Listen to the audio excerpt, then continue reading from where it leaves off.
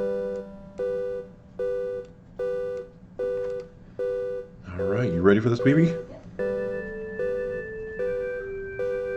Oh, I think our mic is hot. That's awesome. Hi, friends. You can hear me. Let's go live. Let's do that.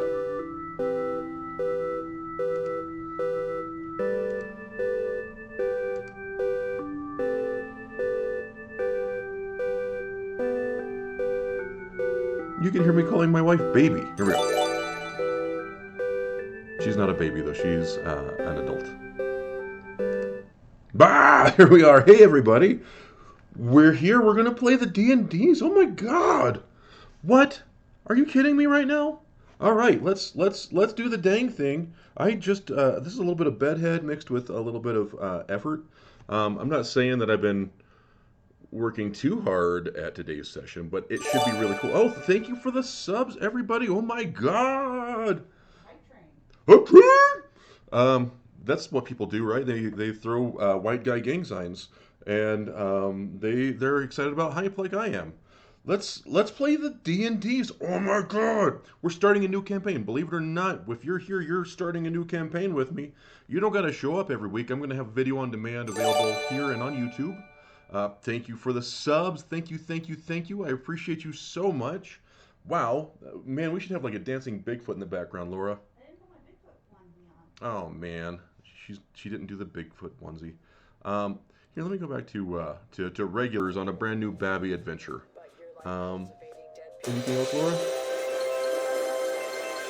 No, I'm good. Do I seem like I need my Adderall? thank, Thank you so much for the sub there. The decaf villain. Um, yeah, babies. Time to get into. Okay. I'm gonna read a little bit of like setting stuff just to kind of um, outline a little bit more about where we are, and then we're gonna go do the thing. Because I like playing the D&Ds, and I like being a DM, and I like telling long, weird stories with happiness and sadness and mirth and merriment and chaos and things of that nature. Let's see here. I'm going to move this bar over here, so I'm not looking just pointing my cheek at the camera. All right. So this is I'm going to give us a little bit of subtext about where we are, what this world looks like. You can kind of gloss over this if you don't care about lore. That's fine. Some people don't care about lore that much. This is not going to be like a massive lore drop, but it's going to kind of set the context for what we're doing. So first things first, where the hell are we? Or more specifically, when the hell are we? I think that's probably a better question. I'm going to say this I think my music is a little loud. What do you think, Laura? Chat music a little loud. I'm going to turn it down just a smidge, so I can enunciate over the music. When the hell are we? They say that 1,200 years ago there was a great war. The forces of the Nine Hells began breaking into our realm. Several towns and cities were literally pulled into Avernus itself. A small force of heroes attempted to infiltrate the Nine Hells and put a stop to the invasion. The heroes, though, failed. The land, once known as Faerun, was torn into pieces as great hellmouths swallowed entire civilizations and cultures. The precise details were lost to time, but something from another time or maybe another place finally put a stop to these apocalyptic events, but not before billions of lives were lost. Great arcs of refugees attempted to escape into the oceans surrounding the dying continent. Untold thousands were lost to the waves forever, but the luckiest few, they made their way west towards the lands of Ankarom. Although not completely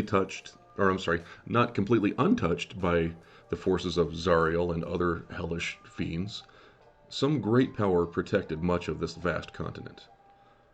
A fleet of dwarven juggernauts, led by the Warmantle conglomerate, ran ashore on the mountainous northeast shores of the continent, and rapidly established base camps and began assisting refugees from other cultures to gain a foothold in this new post-apocalyptic land.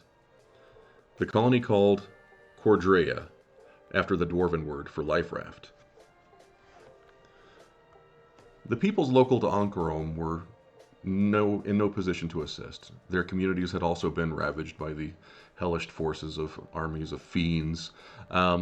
Some of them integrated into the new cultures of refugees from Faerun. Some of them sequestered themselves away from these intruders from afar.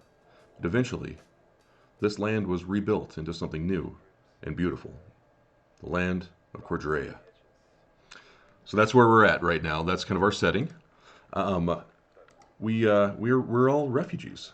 So it's not quite Faerun. It's if you look at a map of the current D&D lore, there's Ankarom to the west, and in this lore, Ankarom itself has even been torn apart a little bit, to the point where it's nearly unrecognizable, and that's where we are.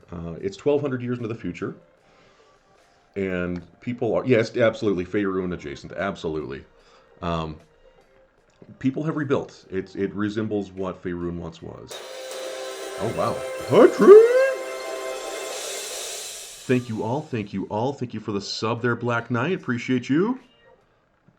Um, so, I think we should get people picked out. What do you think, Laura? I think it's time. What do you guys think? Do you think it's time? Oh, all right. I'm doing it. I'm too impatient. First player today. I'm gonna do four. I'm gonna do four. Normally I do three. Um, but I want a lot of people, as many people as can possible to play. So we're gonna do four people playing the D&Ds with me. First person is Meloette. You are first victim. Kelsey Ja, or maybe Kelsey JA 6892. You are player number 2 today, friendo. We're gonna play the D&Ds. We're gonna kill bad guys. Maybe not. Who knows? We don't know what's coming. All right. Next entrant is, fingers crossed, friends.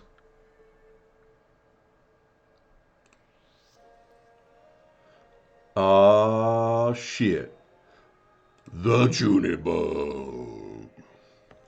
The Junibug, you are player number 3. I'm excited to play with you, friend. And we have one more. Oh, I'm so nervous. I just wanted it to be all of you. Well, I'll have to do like one of these like once a week or some stuff like that. Final player is Girthton. There you go, Girthton. You're the last one. You're the last one today. How do you like that? But here's the thing. Even if you didn't get picked, chat, you get to make huge decisions, and I'm not kidding. Huge decisions on the future of the campaign. Not only this one, but my home campaign. You guys are going to help me make some big decisions today. We're going to put up polls, and they may seem a little trite and arbitrary right now, but they are going to have far-reaching consequences for Laura Jurdak and Jenny D and my other players whose names you don't know, probably. You know Josh. He dates Jenny D. He's one of my players. But the decisions made in chat today are going to affect 2 campaigns. Pretty cool. Yeah. So, I promise you, these are big decisions. They affect things that I've been planning for multiple years, and we're messing with that today. So, wowza! Here we go. Incoming trailer for the entire campaign. It's been a long time since I've been called a hero. My bones creak and ache after years of service. I was a general once, a paladin, a servant of the Lifebringer himself. The ages, though, have taken so much from me. Legends, and friends, and loves.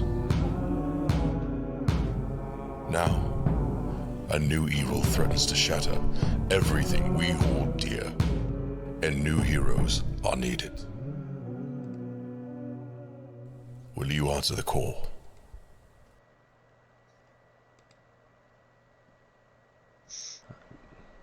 Those heroes. Yeah, that's you. These are the heroes. While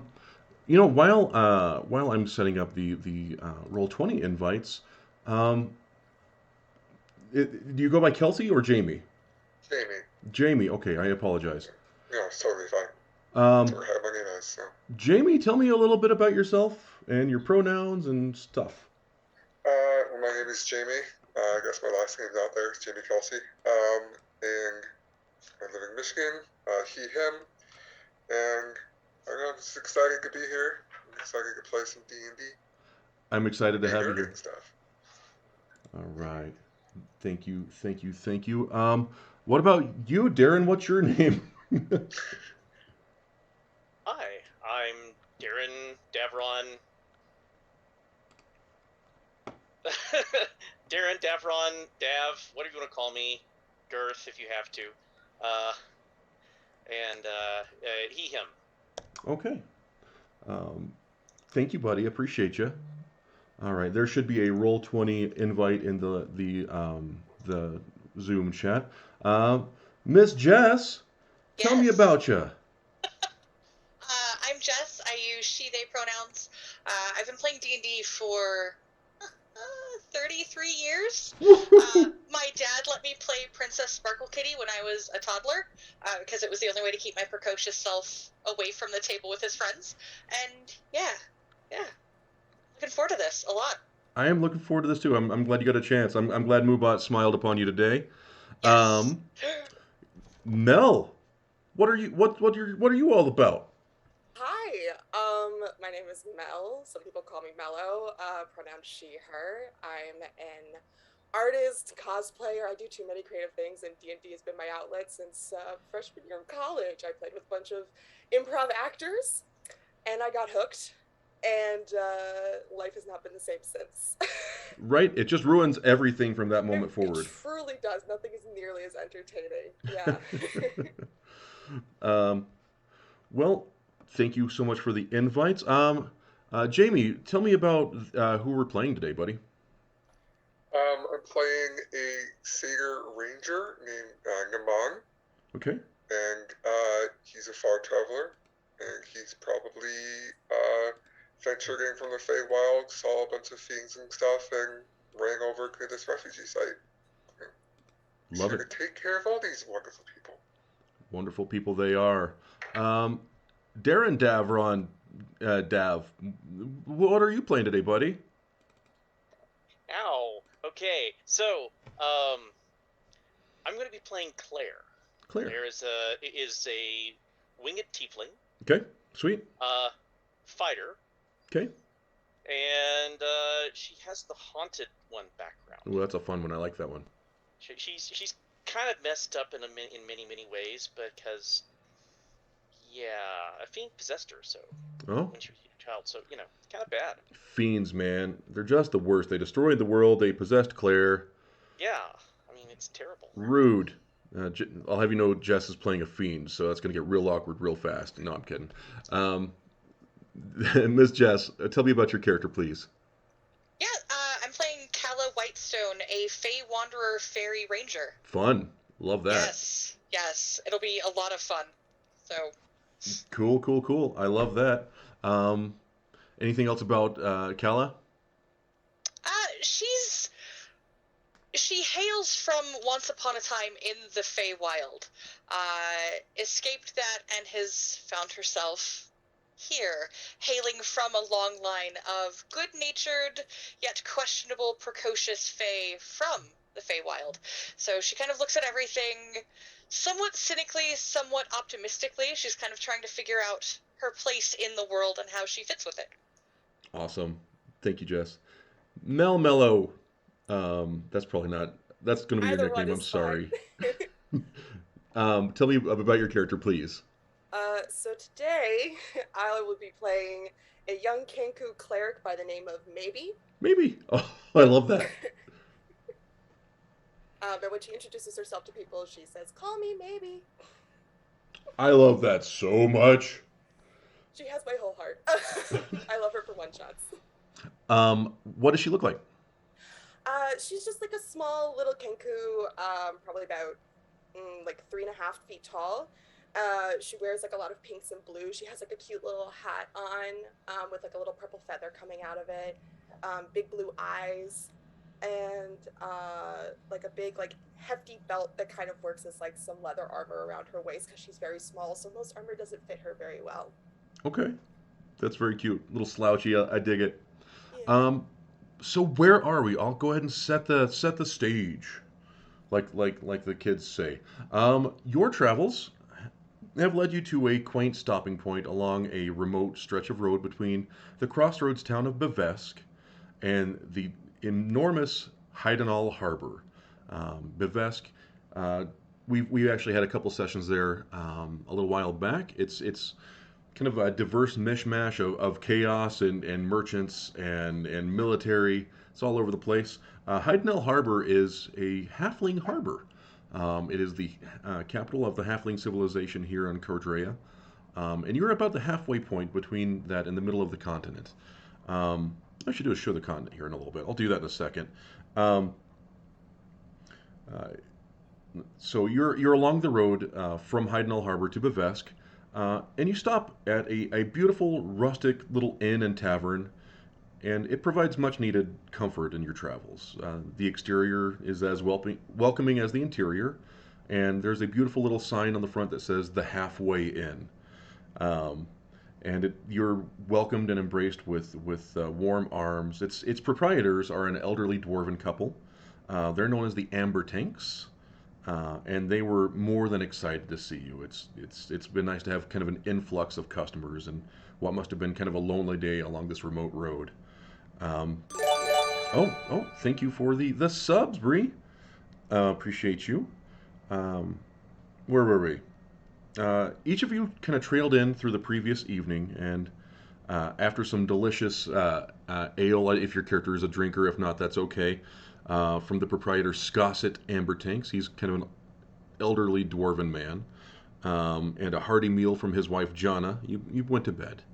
It's now the next morning, and as you come downstairs, Scosset is kind of raucously dancing around with this like his big fiddle. You can tell he's quite an aficionado with a fiddle, and he's jumping and dancing and singing with this like joyous baritone.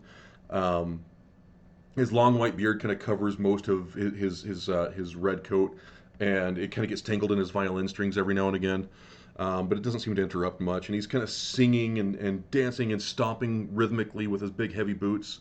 You get a feeling that this is kind of his like wake up call to his new customers.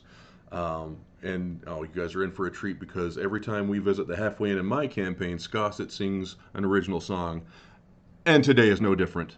So he's dancing and singing, and he's spinning his wife around, and he kind of gives her a big romantic dip, and he picks up his violin and starts playing again, and he goes, "Oh, a traveler's tale will never grow stale as long as there's plenty of mead and ale. And travelers come and travelers pass, but if they don't pay, I'll kick their.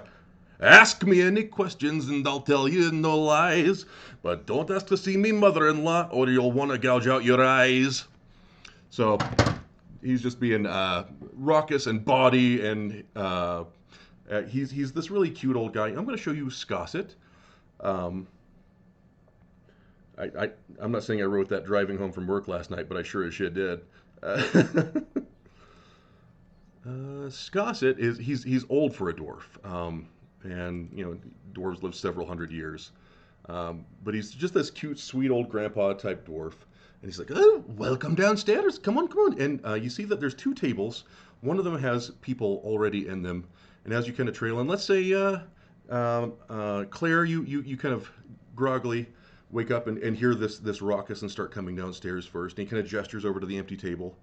Have a seat, love. I don't know about the wings there. I think you can kind of drape them over to the back of the chair, yeah? Yes, of course I can. All right, great. What would you like for breakfast? Oh, thank you for the sub. Eggs. Eggs, I all want right. lots of eggs. Lots of eggs. Protein, good. That's good for you. Oh, is this your friend? And Jamie, what was your character's name again? Gamon? I'm gonna have to write that one down, buddy. Yeah, Hold on a second. I gotta get a writing implement. I'm unprepared. Hold on. my fault. No one look. I picked a weird one. I'll be right back. I will actually change my is going to suggest using the renaming feature. Yeah, Yep. I'll just change that. Yes. Yeah. Claire. And I'll just use, well, I'll just use Darren. So you guys can all call me Darren. Yeah, all right. Darren is relatively rare online, but I'll use Paper! Alright, I should have written this down initially, but I didn't. It's all right. Alright, how do I spell your character's name? MNEMON. So Mike November Echo Mike Oscar November. That helps. Okay. It's pronounced mnemon, like mnemonic, like the device to remember things. Love it. All right, and Memnon is a cleric. He is a ranger satyr. That's right. Thank you. Of course. And then Claire is a cleric. What? Maybe as a cleric. I'm almost there. I'm getting I'm there. sorry in advance if that confuses you, by the way. No, you're fine. Every time I play her, someone's like, maybe, and I'm like, yes. Maybe. No, Claire is a fighter. Yes, fighter. All right. Likes really big weapons. I like really big weapons too. And then, Jess, what's your character's name again? Kala, like the flower. Right. And then she's a ranger. Mm-hmm. And then maybe, call me maybe, is a cleric. Call me maybe. Oh no. Okay, great. What a great team. This is super well balanced. You guys did this on purpose, didn't you?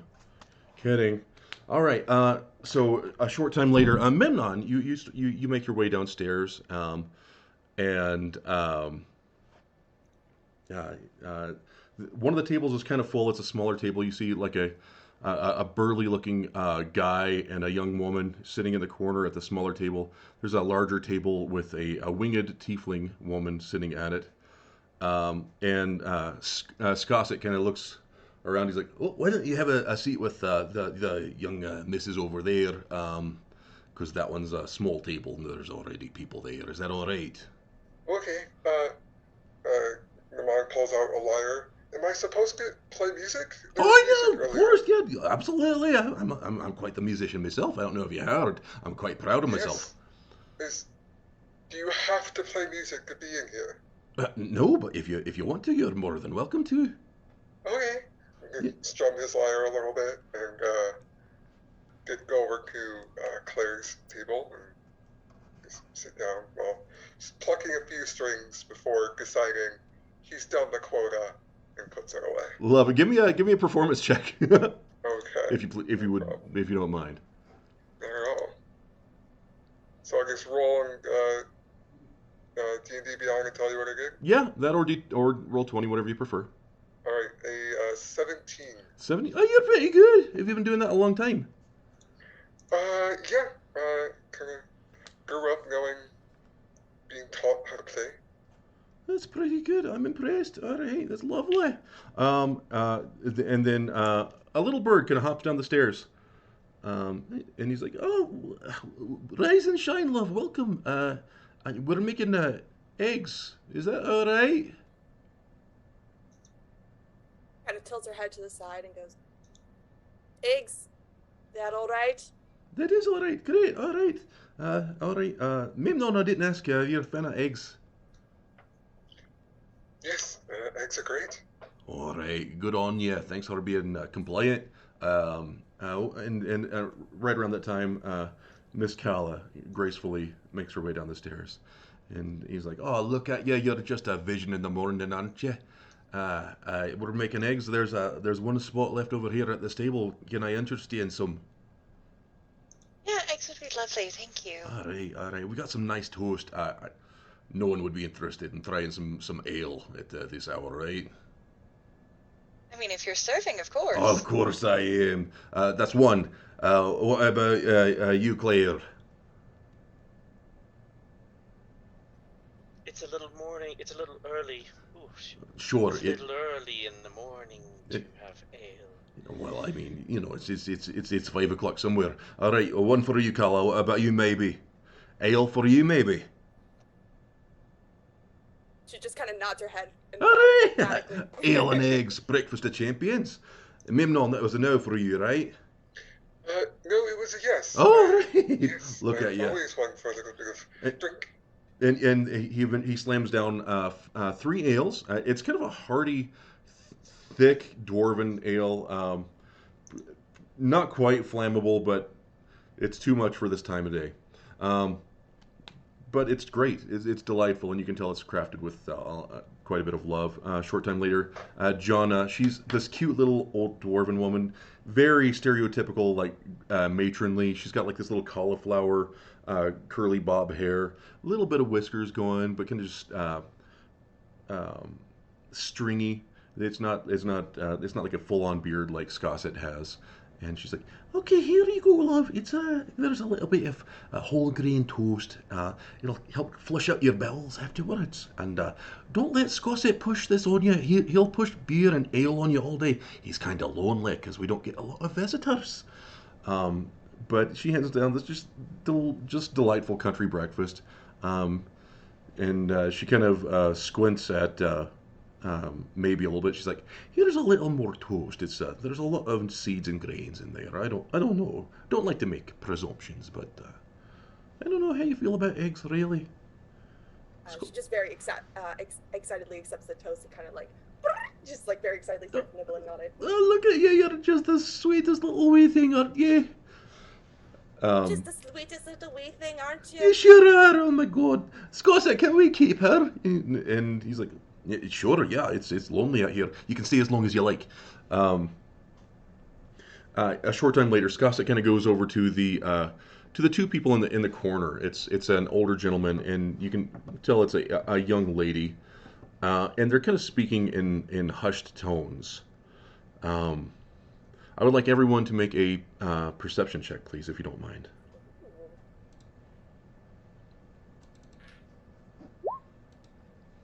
Okay, 10.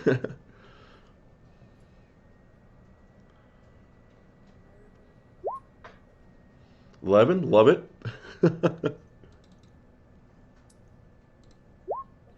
19, all right. And how about for our cleric? 9. Great. Pretty keen dividing line there. So we had an 11, a 10, a 9, and a 19. Our fighter Claire rolled a 19. And Claire, you're able to pick up on a conversation. It's in kind of hushed but urgent tones between the large man and Scosset, and you hear the large man say, "So, you haven't seen any of that coming through here?" And Scossett's like, "No, not a thing." He's like, "Well, then my theories were inaccurate. You haven't seen any of the dust, any of the red dust come up this way." And Scossett's like, "No, I'm sorry, love. It's been a long time, my friend, but the red dust hasn't been coming through here." He's like, "Then it's not coming up from the harbor." And he looks at his traveling companion, and he's like, "Rhea, you're not safe with me." And she just kind of looks at him wide-eyed. And she looks worried and kind of panicked and scared. You can tell that she's got some tears around her eyes. And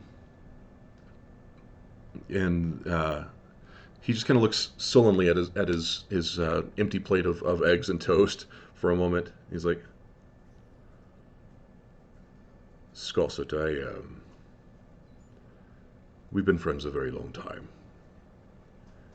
Do you know anyone that could get Rhea to Peat Marsh, where I live?" And that was with an accent. I said Peat Marsh, but it's Peat Marsh, because if the dust isn't coming from the harbor, then it's coming from somewhere else, and I need to keep her safe. And the old dwarf kind of furrows his brow. He's like, "Well, I mean, look over there. And he kind of gestures over at your Claire's- table. Claire stands up and slams her halberd, the butt of her halberd down on the thing because she's been listening. Yeah. She says, "Sir, are you saying that some form of drug is coming through this region? If Yep. so, your daughter will be safe with me." And he kind of stands up. He smiles. He's about Of course, she looks 6'5". horrendous, by the way. What's she that? is.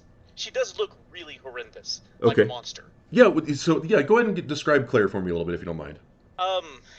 Gosh, I was looking for a picture because I have a picture somewhere.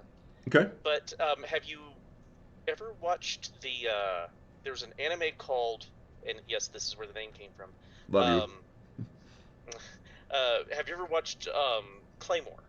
I haven't. I'm sorry, but I'm sure some of the chat has. So basically, it's her in her near full demonic form, Oh, okay. or her full monster form. Okay. So it is. So these her teeth are sharp, are big sharp things. Her mouth is distended.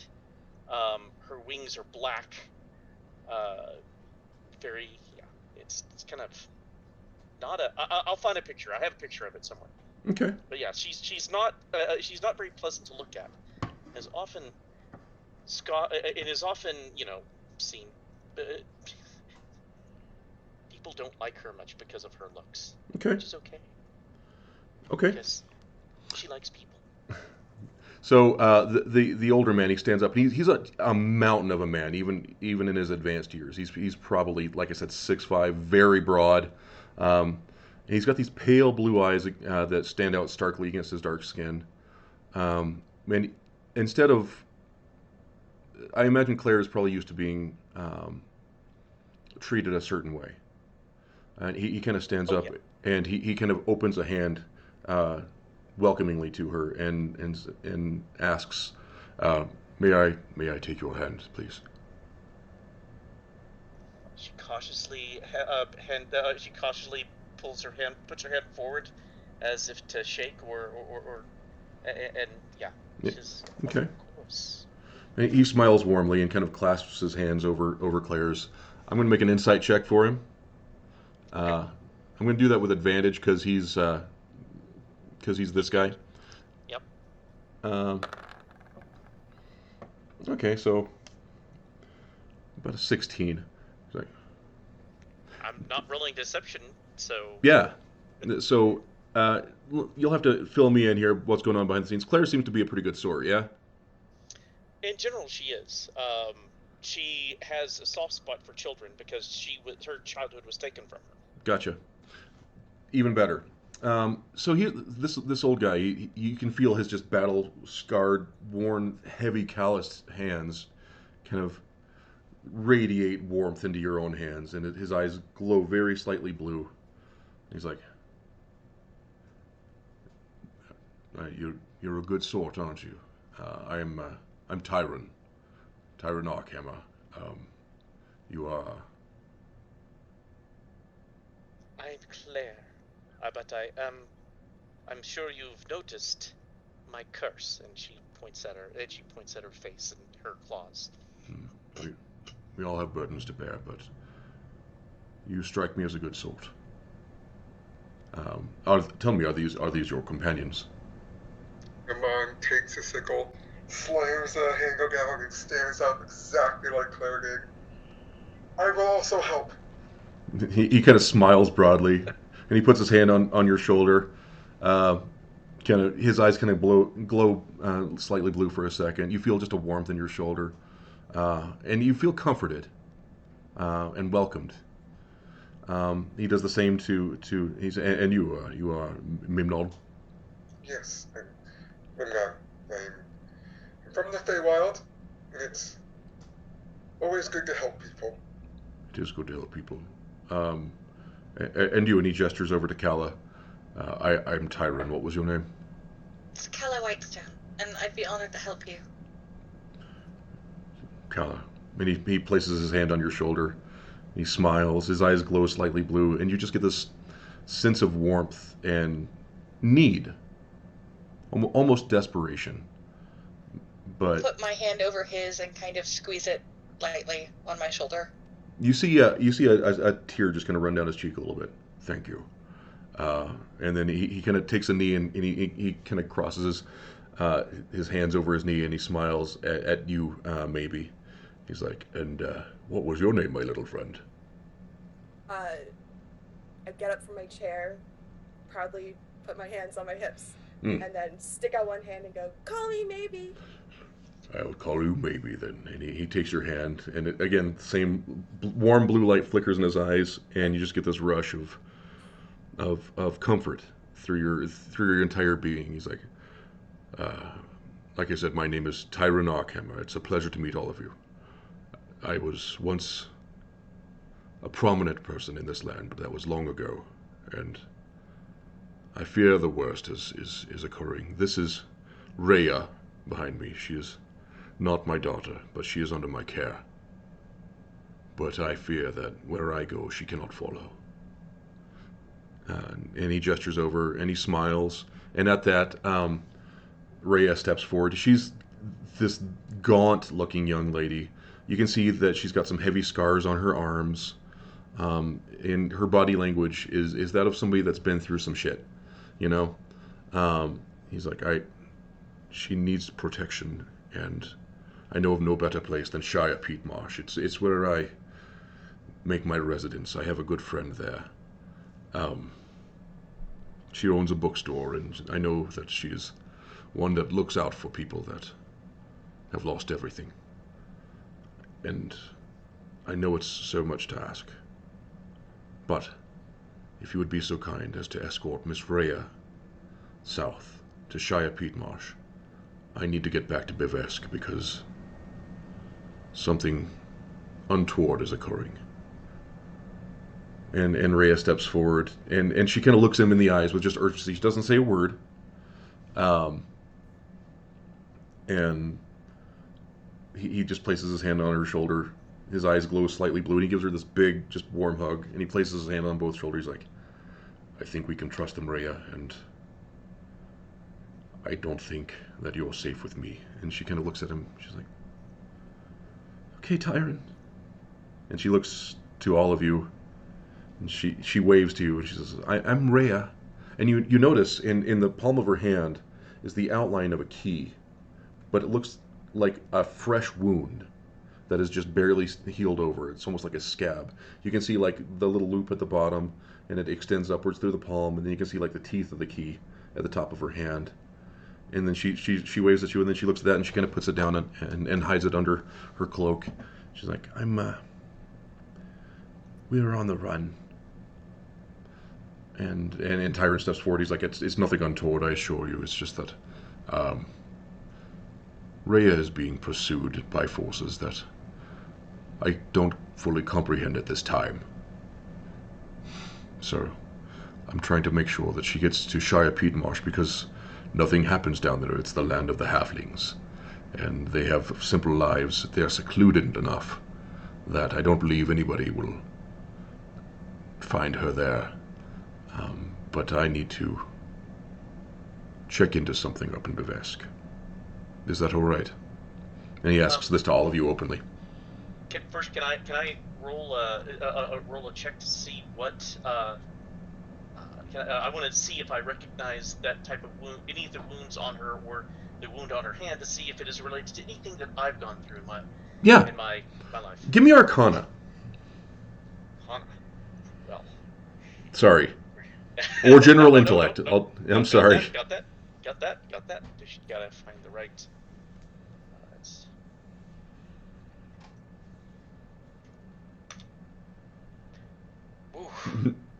Looks like a key. That was a nat 1 at -1 for a 0, chat. After getting a 20 and a -1 for perception, yes. Yep. So, yeah, it looks like a key. Anybody else is absolutely welcome to do so if you feel like your character would do that in that situation. Yeah, I was going to ask if perhaps maybe could reach out a hand to take Rhea's hand and just like look at the wound a little bit and possibly cast Cure Wounds on it. Give me a persuasion I think because her body language is very closed off. For And- sure. Can I help by offering a piece of bread because she just looks so malnourished? Sure, yeah. Go ahead and do that with advantage. How's that? Oh, okay. I don't remember how to do that on Roll20, but let's just do that. Okay, 15. 15. She kind of pulls backwards a little bit, and Tyron clasps his arm on her shoulder. He's like, "We need to trust these people now, Rhea." And she kind of looks at him and nods, and looks at you and kind of smiles and kind of bends down a little bit. She appears to be like maybe a quarter elf, and she reaches out her hand and extends it to you. Why don't we do this before you blow a spell slot?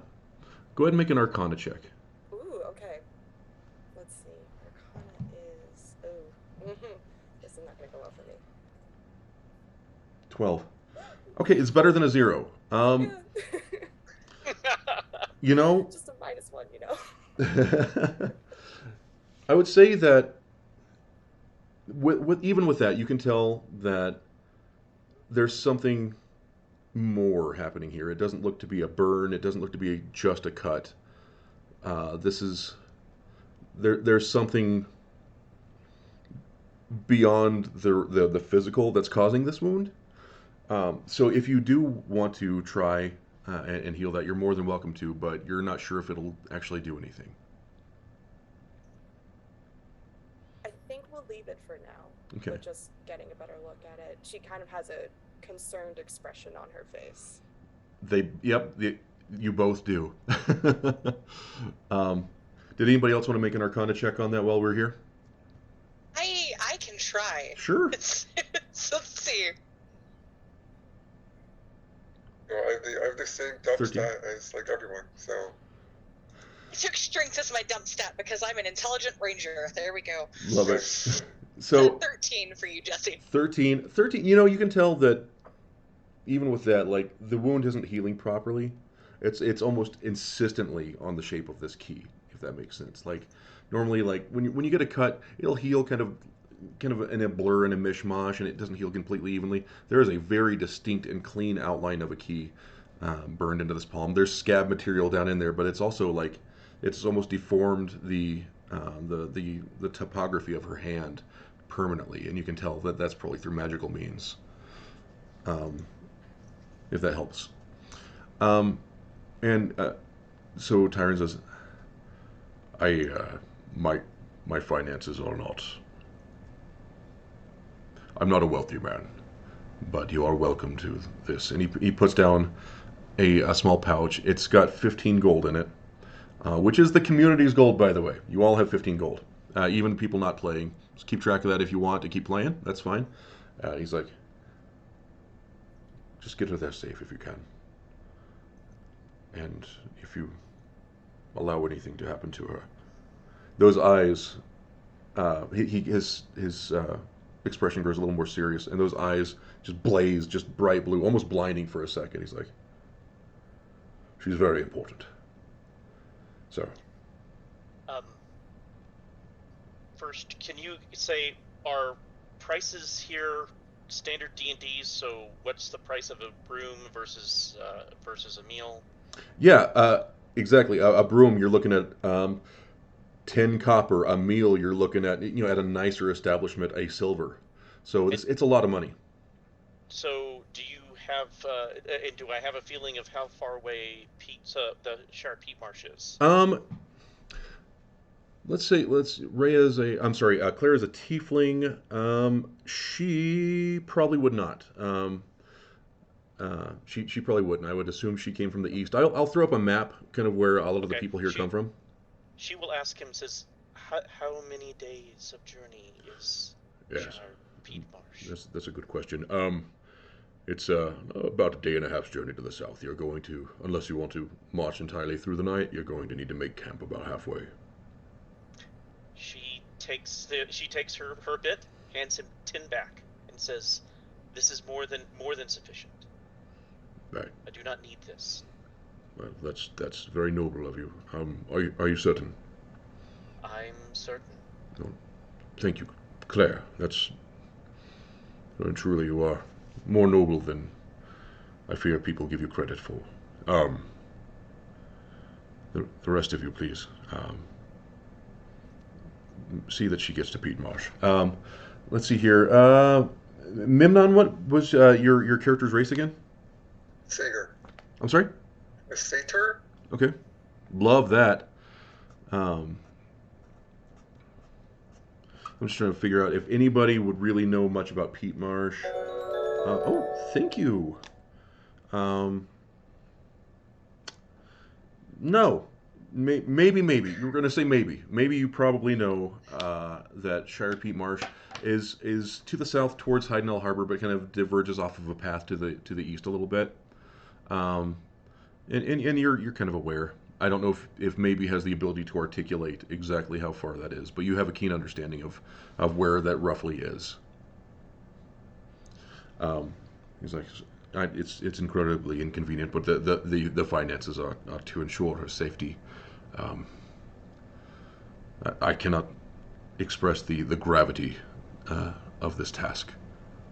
So please keep her safe. She is being pursued. But I have more pressing matters even than this in Bevesk.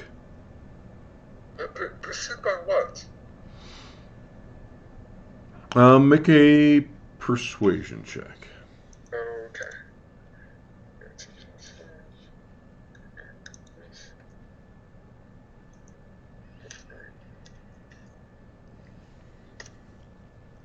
I think that work for some reason. Yeah, oof. 11. Okay. You know that's I consider 10 and what an average person would do with average effort. So that's slightly above that. You know, it's difficult to tell. Dark forces, powerful forces. Hopefully it's a non-issue. Okay? Right? Just be vigilant. I cannot ensure your safety, but she is more likely safe with all of you than with just the one of me. And he goes over to the corner, and you see him pull out this impressive looking warhammer, and he kind of slings it over his shoulder. He's kind of dressed down. You can see he's got some like old chainmail under his like ratty, tattered cloak and old suspenders. But you can tell he's armored under there. But this warhammer, it's massive, and you can see like gold filigree and platinum detailing and heavy gems. And it looks like it weighs 40, 50 pounds, which is really heavy for a warhammer. And he hefts it with impressive ease over his shoulder, and he kind of presses his forehead against Rhea's. He's like, "They're good people. You're going to be safe with them." He gestures at you. "Pete Marsh, day and a half. I will be back to check on her." Yes? Of course, that shouldn't be much of an issue, and I'm neither wealthy nor man, so you can keep the gold that you would have given me. You look like you could use it a bit more than I could. Well, And to Rhea, I'll use Druidcraft to create a calla lily and just hand it to her. and she kind of looks up and kind of you see the smile kind of beam across her face through her kind of like tear-stained eyes. She's like, "Thank you, Kala. That's lovely." She kind of puts it behind her ear. "How's it look?" It's beautiful. "You're beautiful, thank you." She's like, "All right, Tyron, be good to yourself. Thank you for everything." He's like, "Head on a swivel like we talked about. Always looking around." Yes? And he places his hand on her shoulder one last time.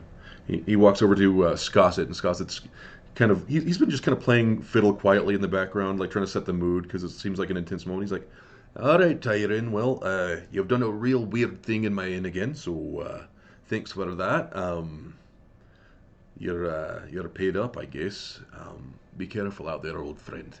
He's like, "Who are you calling old? You're like 400 years old." He's like, "You were a lad when we met. I still look like this." And they kind of laugh and they hug each other. Tyron goes over and hugs John. He's like, "All right, I have got to go. Thank you very much, my friends." And he closes the door behind him and disappears. And Rhea is just kind of awkwardly like, "So, We can stay or we can go. It's really up to you. You are as thin as a birch. Have you eaten, like, in the last 3 days? Oh yes. Tyron takes good care of me. It's just that I've been through some trying moments, and Oh, he's can I say something wrong? Was I... no, Oh, no, you're fine. okay. It's just been a difficult time. But Tyron's a good man, and uh, he and my mother did their best. But You it's know what always makes me happy during a hard time? A song and dance, and he takes out the lyre again and, like, starts, like, skipping around the table. give me another performance check. I love it. Okay.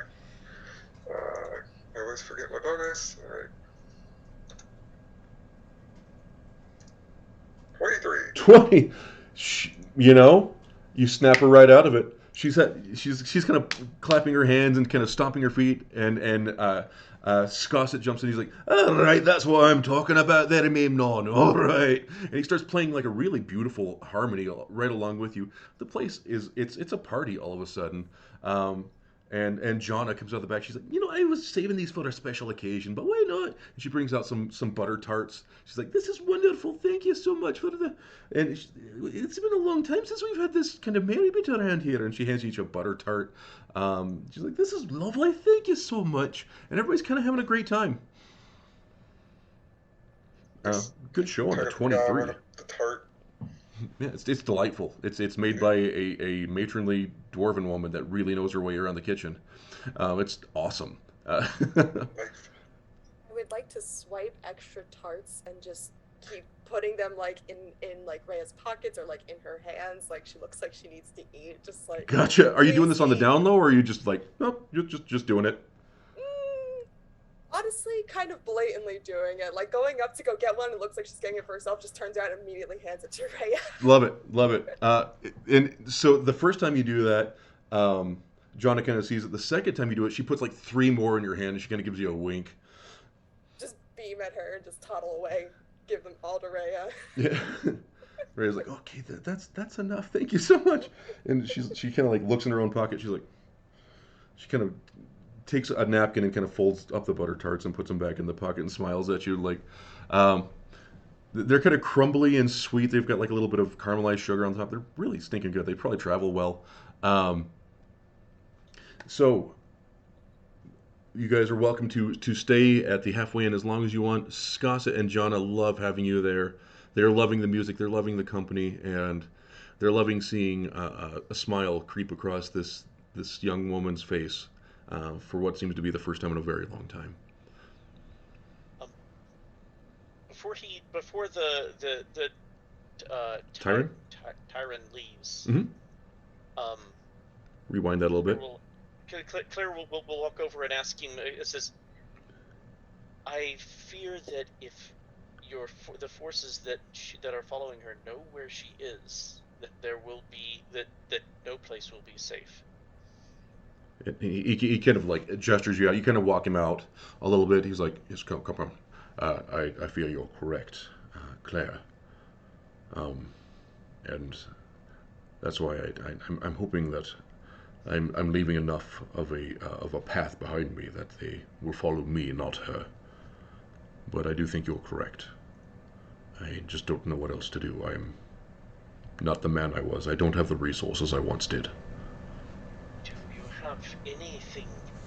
We can use the gold you've given us to help disguise her. That is fine, but it doesn't. You will need. Do you have some magic of some type that would let people believe that she's still with you? That is a bit beyond my purview, but I'll tell you what. He reaches into a little pouch on his side and he hands you a single healing potion. He's like, in case. If you need this, if we need this, then it's too late. I believe you're correct. I'm sorry, my magic is not the kind that could accomplish this task. I apologize. I think you're correct. And I'm afraid that I'm having to rely on you, my friend. Use a bundle if you can to make sure that she doesn't, that it isn't immediately obvious that she's not with you. And do anything you can, please, because we will need the time. I will do so. And so the halfway in is Claire probably headed south here from Bavesk. You're aware that it's about a day's travel. So whatever he is going to be able to accomplish probably won't happen until he gets to Bavesk. He's like, I assure you, my friend, I am a silver-tongued old devil. No offense intended. But I am pretty good about convincing people that they'll see things my way. I think you're wise in suggesting that we keep up a ruse. Yes. Thank you, Claire. I don't know what your religious affiliations are, but may the Lifebringer watch over you. And he smiles at you. And she smiles, hiding her teeth as usual, because scary teeth. You don't need to hide those, but you may if you need to. And he clasps a hand on your shoulder and heads off north towards Bavesk. Meanwhile, back inside, it's a frickin' party. There's people getting dessert drunk on butter tarts, and Scossett's telling kind of PG-13 jokes, and he's kind of getting chided by Jonna. She's like, "All right, Scossett, let's keep it down to like a dull roar, please." And he's like, "All right, well, needless to say, the nun was her sister." And everybody's like, "Oh, jeez, that's in poor taste." And the old bard is just, as he's playing his fiddle along with you, Memnon, you start seeing spectral instruments kind of appear around the bar. They're just kind of playing themselves. They're not quite corporeal. And this is kind of the scene you walk back into, Claire.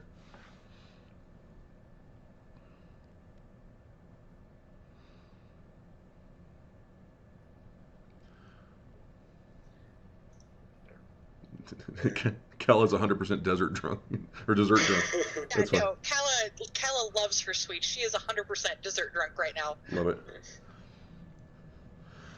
So, what would you like to do, team? Well, seeing Claire come back into the room, I'm gonna go over and instead of stealing yet another tart for Rhea, I'm gonna pass one to Claire, just like pat it around and close it in her hands. Just pat her hands and walk away. She kind of, she looks at it. With her teeth, it's obvious that she tends to be more carnivorous than omnivorous. So she looks at it, and she takes a little nibble, and kind of shivers from the sweetness and says, "Thank you," or just "Thank you." Sorry, I'm trying to remember to do the slow speak, but it's give me a moment. You're fine, buddy. Mel, you're being snuck up upon. Be careful.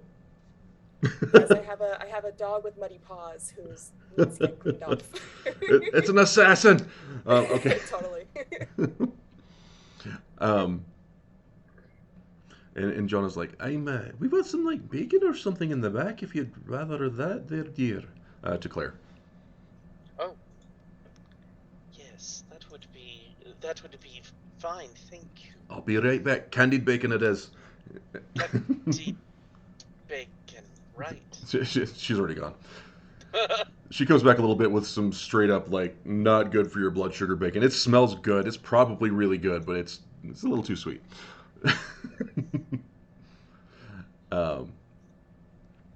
And after a while, everybody's kind of got full bellies. The music's starting to die down a little bit. And Rhea kind of sits back in her chair. She's like, "That's the best time I've had in such a long time. Thank you all." Of course.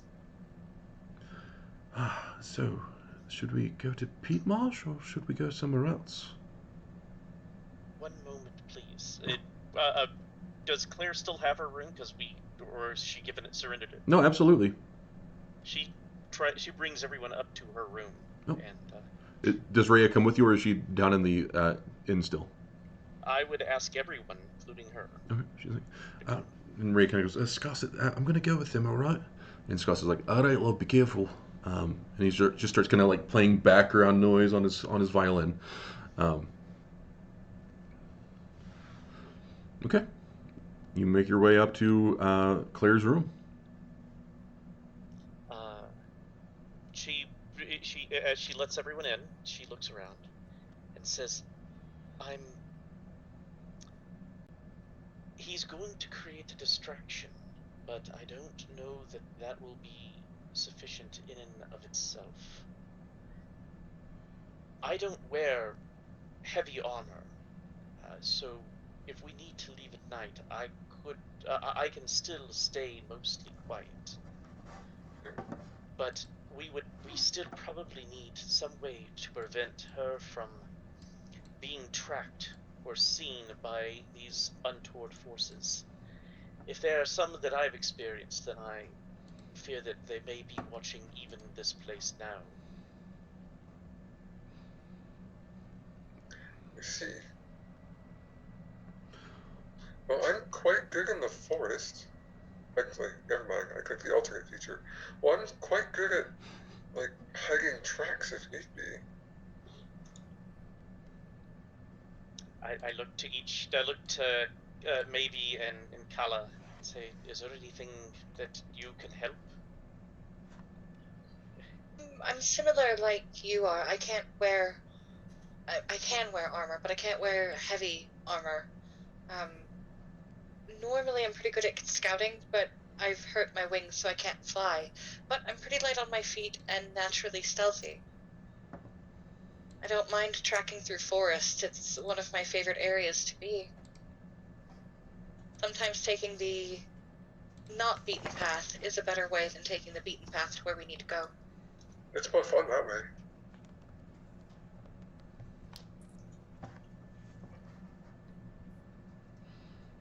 Maybe kind of like digs around in her bag a little bit, trying to find like a scrap of parchment and like a quill, and just writes down, I agree with Kala.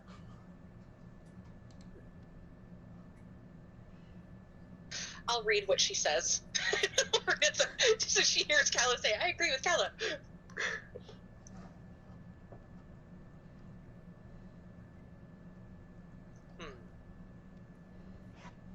Well, Nibbon, we're going to be requiring a lot of your assistance. I can certainly do that. I'm sure Kala and I together can probably track us through, at the very least, to this marsh pretty good. Alright, I then think so. we should probably give Tyron time, maybe a full day, but we should not show her presence again, so that people do not associate festivities here with with the fact that he's gone. It's not a bad idea.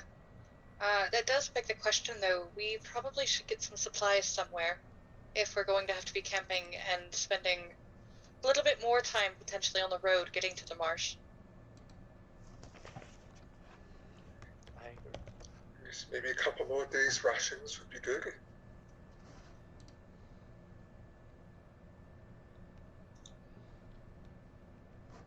I will never say no to more food. Food is delicious, so. Do you? I look at the three of you. Do any of you know this region very well? Do you know if there's if it is marshlands long before the peat marsh, or if we're in forests, if there are longer forests regions now? Yeah. I don't, but I imagine Skosik could tell us if we went and asked him. Or maybe Jana. Scott seems a little almost always drunk, which I mean I am 100% here for, but getting information is not always easy out of someone like that.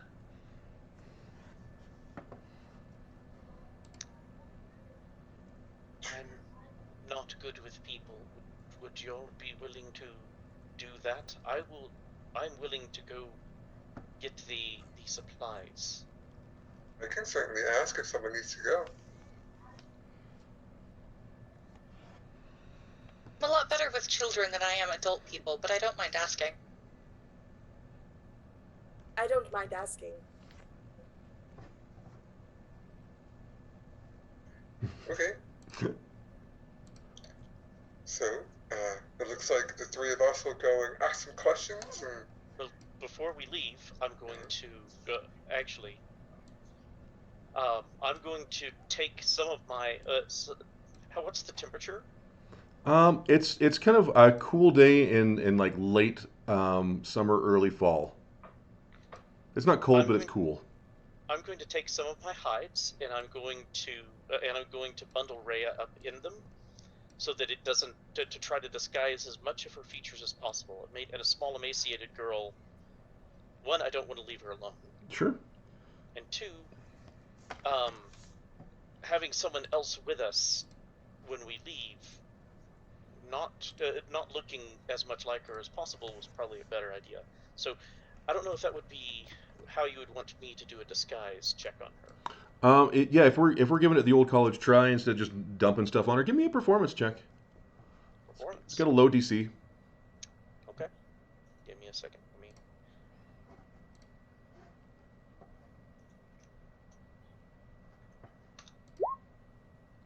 Okay. Pretty good. I mean, she looks bundled up. I mean, she was wearing kind of traditional like peasant clothes, and she had kind of a hood anyway. You're able to kind of make it look like a fur hood, drape it over her shoulders. It kind of bulks her up a little bit. Probably not immediately identifiable. Okay. How tall is Rhea? She's about 5'3". Okay. She's I'm gonna tall. take my fur-lined cloak off and hand it to Claire to put on Rhea, because Call's cloak is about 5 feet long. Just long enough to cover all of her boots, but it's enough that the furry mantle might also help disguise Rhea's facial features a little bit, and she can nestle into it if she gets cold. Cool. We'll call that, Darren, let's make that a roll with advantage then. Go ahead and roll it again. Maybe we'll do better. We'll see. Not that it was a bad roll, but you know. Oh, much better. Yeah, it's with the added bulk of the cloak, it's hard to say. Like the fur kind of obscures some of her facial features. It's you honestly, unless you got really close, you wouldn't be able to tell if it was her or not. That's good. Nice move. Love that kind of thing. Great. Anything else, team? The monarch's just going to go down and ask the Jana Okay. about the surrounding landscape. Okay, great. She sees you coming downstairs. She's like, welcome down, love. Watch the horns. Do you have horns? Yes. I'm actually, Gaman has actually got like two very tight horns that like pop up. Okay. And then he's bald with a ponytail kind of in the back. Cool. And the ceilings here are a little bit low, so I don't know how tall Memnon is, but... He's actually 5 feet. He's probably fine. Okay, he's like, oh, yeah, you're fine, sorry. So you're not much taller than her. She's like, oh, welcome down, love. What can I do for you? Oh, well, I kind of like to go outside and kind of jump around in the fields and the forest and stuff. It's lovely around here, yeah? Oh, good. What kind of forest and stuff is around? Sure. I don't know. Well, I mean, we're kind of in a grassland right here with some sparse trees, right? There's a little creek that kind of runs around the road to the south.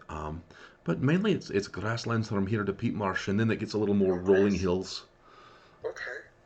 But every now and again you'll see a tree, though. What was that? I'm sorry? Every now and again you get to see a tree. It's kind of nice. Yes, trees are nice. They are lovely. Birds. Birds are all right. I like the little one you're going to be traveling with. She's a sweetie. Yeah, maybe. She definitely does seem to be very nice. It kind of looks like a sweet beak. She's a sweet beak. It kind of looks like this outside. Just grassy and green and pretty. Every now and again you see a tree. Every now and again you don't. Okay. And how tall does the grass get off the roads? A foot or two. So Okay. hip height for me. Right. Yes. Me as well. Okay. Well, that sounds like a lot of fun, and I can't wait to get my hooves in some dirt. I'm sorry? My hooves in the dirt. Oh, yeah, sure, yeah, get got your hooves in the hooves. dirt. Aye, yeah, it's lovely outside. I mean, it's a little brisk outside, but it's sunny and nice. Right. Well, I'm excited. And then I'll go back up and be like, bad news. No forest. It's all plains. But I should still be okay. I can still do some basic survival checks. I can always help. I do prefer my forests, but land is land. It's not hard to navigate if you know what you're looking for.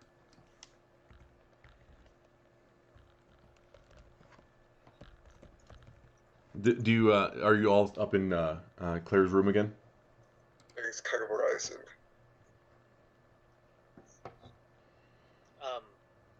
Well, I was going to go shopping during that time, but I guess it probably makes more sense just to find out if before we leave and go find doing any of the shopping. So yes, I'll have waited. Okay. Claire's a smart cookie. She came down from Bavesk. We can say that Claire was able to purchase whatever she needed in Bavesk because you are in a remote area with you're in like a roadside inn. There's not really a good place to go shopping, but you can absolutely, if you're needing something, hit up Scosset. He's kind of self-sufficient here, but he knows you're a couple days from just about everything right now. So that's kind of where we're at. Right. So as long as we have a tent or two, some bag rolls, and some rations, we should probably be okay. Yeah, tent was more what I was looking for. We need, especially if she is as, well, Rhea, if you're as gaunt as you look, keeping you warm and bundled at night would be a good thing. I love the idea of that. Thank you very much.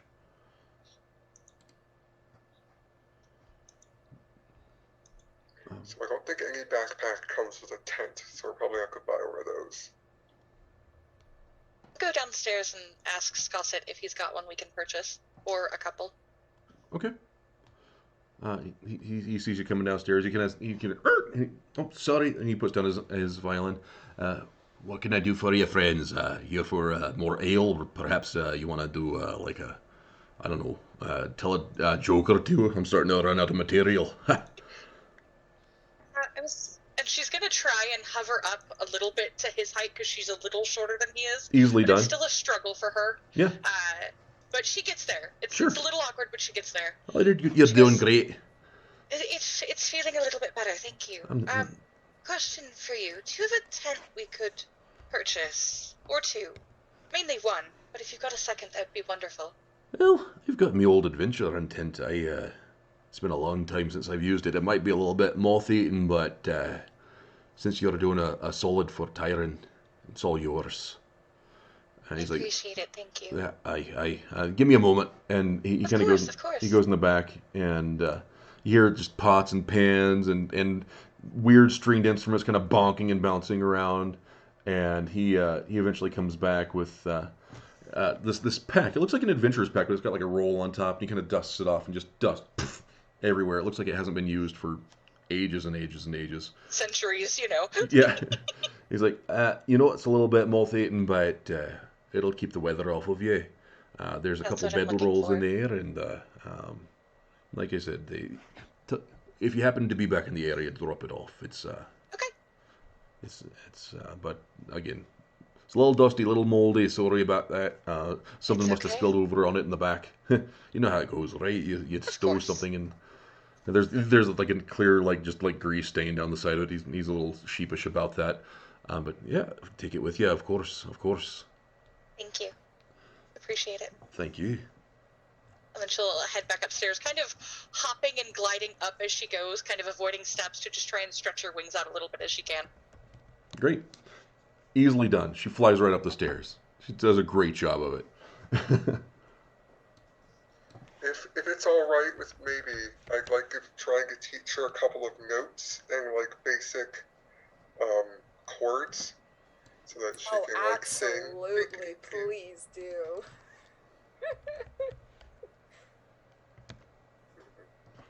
So yeah, that's probably what Mon is trying to do at this point. Is A little music sing, lesson. like doo doo doo doo. That's cute. Give me a. We'll just RP that out. She does a great job. She's a kinku. She can do that. She nails it. Crushes it. Mimicry for the win. Yes. All right. Anything else we're doing, team? So I got a tent from Scosset. It's seen better years of use, but it's what he has. So we've at least got something to try and keep Rhea at least warm and safe with. I don't mind sleeping under the stars. It's never been a bother for me.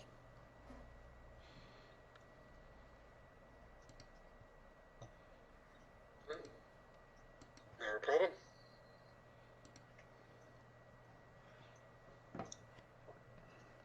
So, are we waiting till nightfall then? Maybe going shopping or something in case we need anything else? But And you're all kind of aware, like you can shop in Peat Marsh or you can shop in Bevesk, but there's just not. This is not a town. This is a. okay. This is a. This is just pretty specifically like a little roadside inn. Oh, okay. So it's not even a full way stop, you're saying? No, it's not. This is a little like. Oh, calling it a town would be a disservice to towns. It's very much a. Um, like a tavern on the side of the road, because it's not too far between towns, right? Like, so if they need supplies, it's a day's journey. So they're secluded, but not so remote that they need like support from a surrounding village or something like that. They can get supplies, and there's enough travelers that come through here that they probably have a regular supply drop from various merchants. Bevesk is a pretty prominent border. I'm sorry, not border. Crossroads town, and there's plenty of travel that comes up between um, Heidenall Harbor and Bevesk. It's like a daily occurrence almost that somebody comes by. They don't always stop, but they kind of get regular drops of supplies from just wanderers.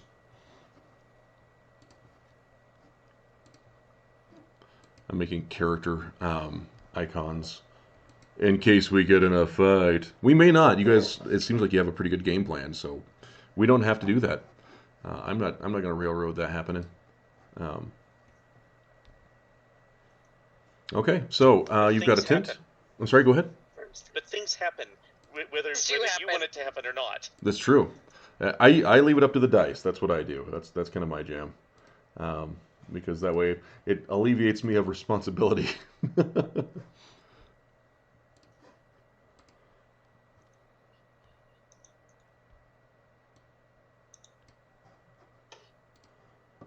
All I right. think though leaving early evening just as the sun is kind of starting to wane in the sky might be a good idea. That way we can get a little bit further and travel with some daylight. And it'd make the journey take about 2 days instead of, leaving earlier in the day. But that's probably the safest route for us to go.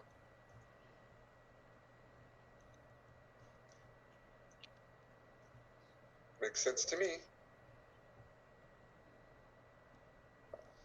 And yeah, so you'd be probably arriving kind of mid to late morning on the next day if you leave tonight. Right. So, do you think we should only travel at night? I mean, I can't really see too well in the dark. I'm awful at seeing in the dark, unfortunately. But there might be merit to only traveling at night. Unless the monsters that I cover your ears. Unless the monsters that can that do chase her are only vulnerable at night. Taryn was very reluctant to say. Well, then maybe for everyone's safety, we do just travel like we're a normal traveling party and make as much headway as we can during the daytime when I know that Memnon and myself can see better, and I'm not sure. Maybe can you see all right when it's nighttime? Okay. What about you, Claire? Part of my curse is that I'm also able to see pretty well in the dark. So, I think for safety's sake, then we should travel in the daytime, since only one of us can see at night. Call it a hunch or a superstition, maybe even. Maybe.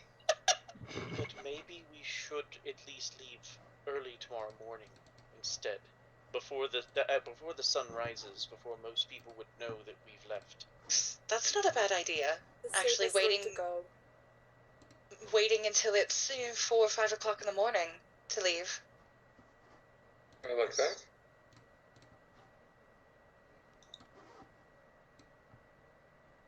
That seems very. I think that's our best idea yet, is to wait until early, ungodly o'clock in the morning to wake up and go on our journey. But I think that's ultimately the safest for all of us. I agree. We've all stayed here the night.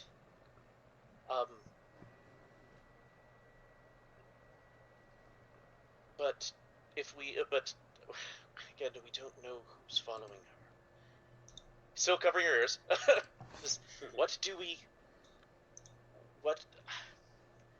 Will we arrange a watch through the night in this, even though we're here in this tavern, an inn? Yeah. That's fine. Arrange a watch through the night. Should we have it where we are actually outside the inn, or where with the watch, or inside? I'd say. Does it seem like this is a sketchy roadside inn, Jesse?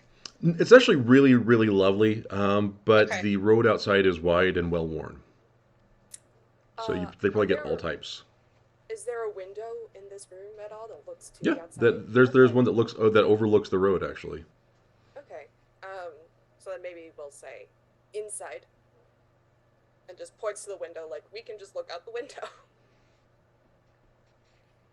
Inside seems safest.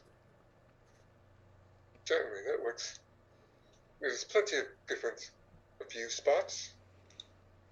Now, I'm assuming we were all in a different room, so we had separate rooms rather than using the common room? Initially, yes. There are 4 rooms in the inn that are for let, and Tyron and Rhea, they either just arrived that morning or were staying somewhere else. Okay. I hate to inconvenience further, but I think we should stay in only 2 rooms. It shouldn't be an issue. I don't mind sharing a room with anyone. Yeah, I don't mind. Well, it might be cramped. Oh. Well, that's okay. I mean, you could put Rhea, maybe, and myself in the same room.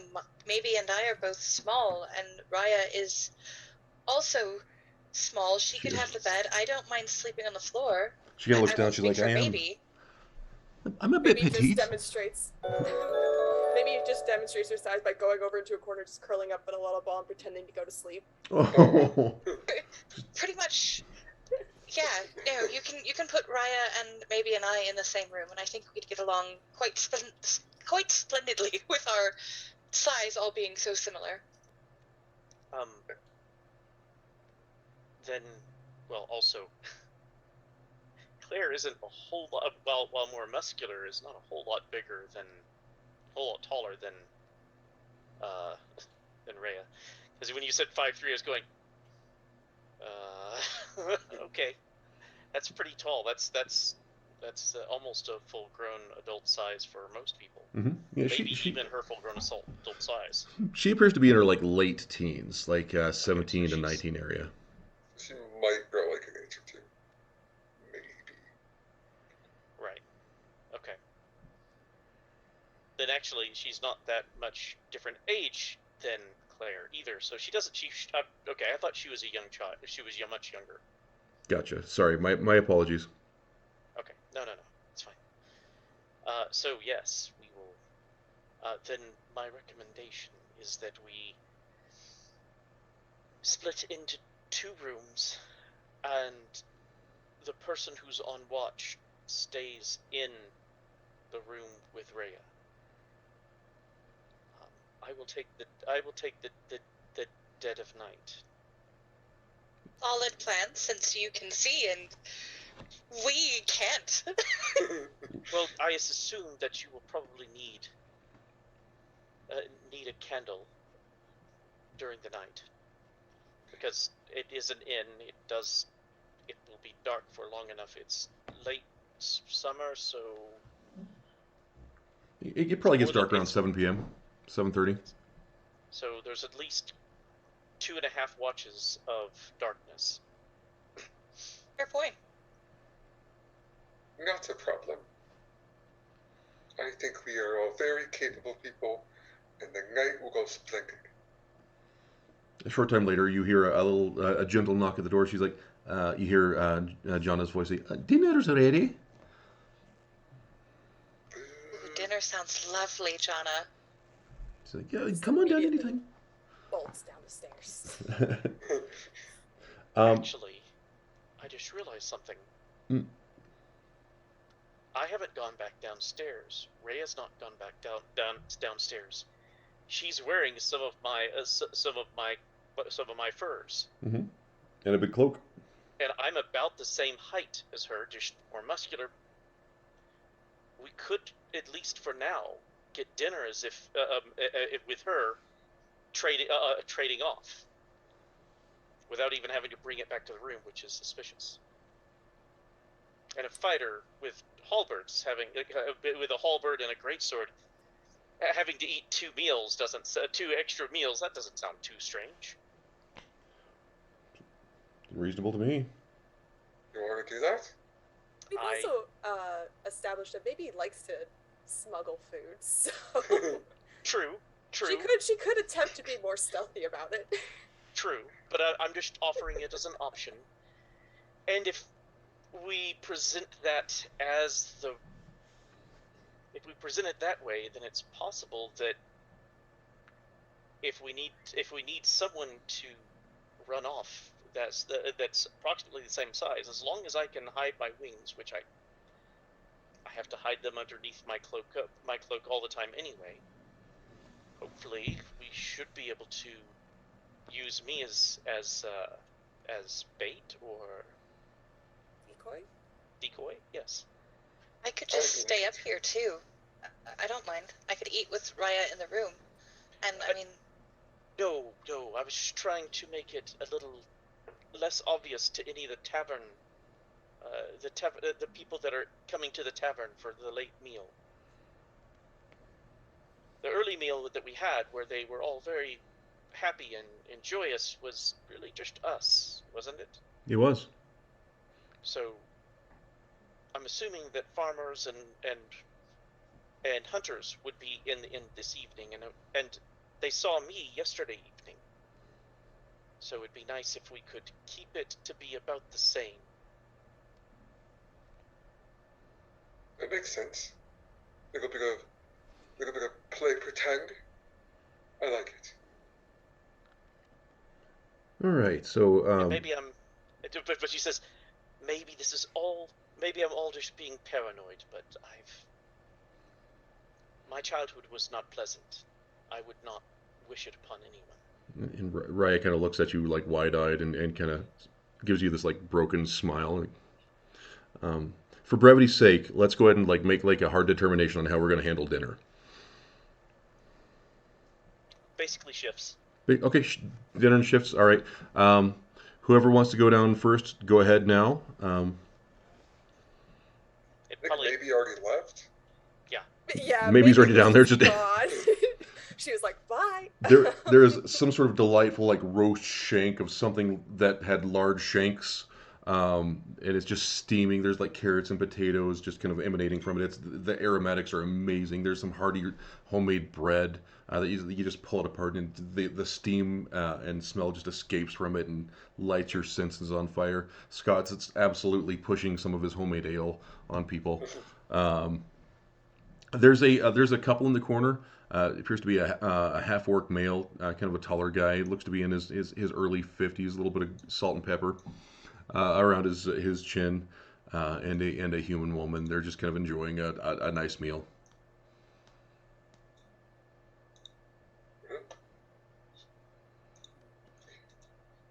So I'll go down first as well, and I'll probably like talk to everyone and like try to steer attention towards me Okay. while the recluse fighter or not actually fighter eats like in the corner or something. Okay. All right. So we'll say you're easily able to pull this off, unless you guys want to like talk to other individuals. You know, you have a nice meal. I'll leave that up to you.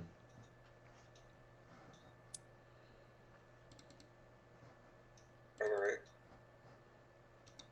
I think if Naman is attempting to draw more attention to themselves, maybe we'll kind of like chime in just by repeating things that she's heard throughout the day. Like, can we keep her? And talking about eggs, just very random things, but just being very loud and obnoxious. Cute. Like, All right. I'm gonna roll up something here. Oh no! What is the DM doing? DM's doing something weird, right? DM's being weird. Okay. DM is touching the buttons. Oh no! Yeah. Okay. It's a lovely freaking meal. It is just Okay. really good. Jonna's proud of this one. She's really happy to have you guys. She's like, I hope you'll love it. It's a family recipe. Donna, it's perfect.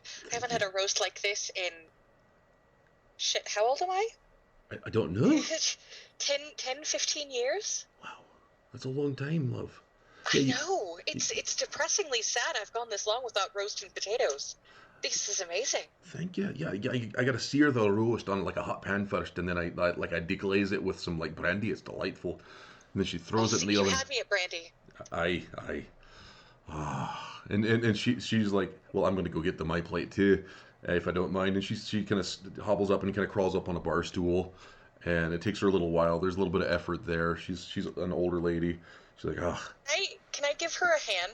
Like, can I try and help her get up? Sure. Yeah, absolutely. I'm not gonna make you roll anything. Oh, thank you, sweetheart. Aren't you a dear? Ah, these old bones, you know. His old wings, it's still a little... We've got our problems. I'm happy to help you. And she tries to pinch her cheek. I don't know if you'll let her, but it's like a nice like. Hey, I will happily let her pinch both of my cheeks if she wants to. You're a sweet little dear. Ugh. All right. Well, I'm gonna tuck in here. This is delightful. The couple in the corner finish their meals, and they leave a few coins on the table, and they make their way out. And it's just your party in the tavern at this point in time, and you're welcome to make a swap or whatever you want to do. Who's upstairs right now? Is it just Rhea? Or Darren, are you up there with her too? I guess it was going to be just me, Okay. and then when someone comes back, because I wouldn't dare leave her alone. Love it. Okay. Well, I will swap out with Claire. So Claire can go eat first. Bring up the second plate of food to Rhea, and I will swap out Clever. when that happens. Love that. Great. Yeah, you're able to bring up a portion, and the whole room just lights up with aromatic stewed veggies and seared meats. It's mouth-watering even on a full stomach. And Rhea's like, ooh, that looks lovely. Tucks in pretty good. It's good stuff. You're downstairs. let's see here. Claire's downstairs. Kala's upstairs. Maybe Memnon. I don't know where you guys are. Downstairs. Okay. I'm not outright calling attention to myself, but I am trying to listen to see if there's, trying to listen and also look to see if there's people that look like they don't really belong here. Make a perception check. It's actually, may I also? Yeah, of course, say, I was gonna absolutely. say, she's just kind of like, she looks like she's having a good time, but she's looking out. Yeah, suspicious eyes on a swivel. Got it. folk. Yeah. Perception. Oh, My buddy. goodness, look at you. Okay. You know, with a 19, 18. 18. right, and so we got a 19 minus 1 from Darren for 18, and then from Mel / maybe we've got a 14. Darren,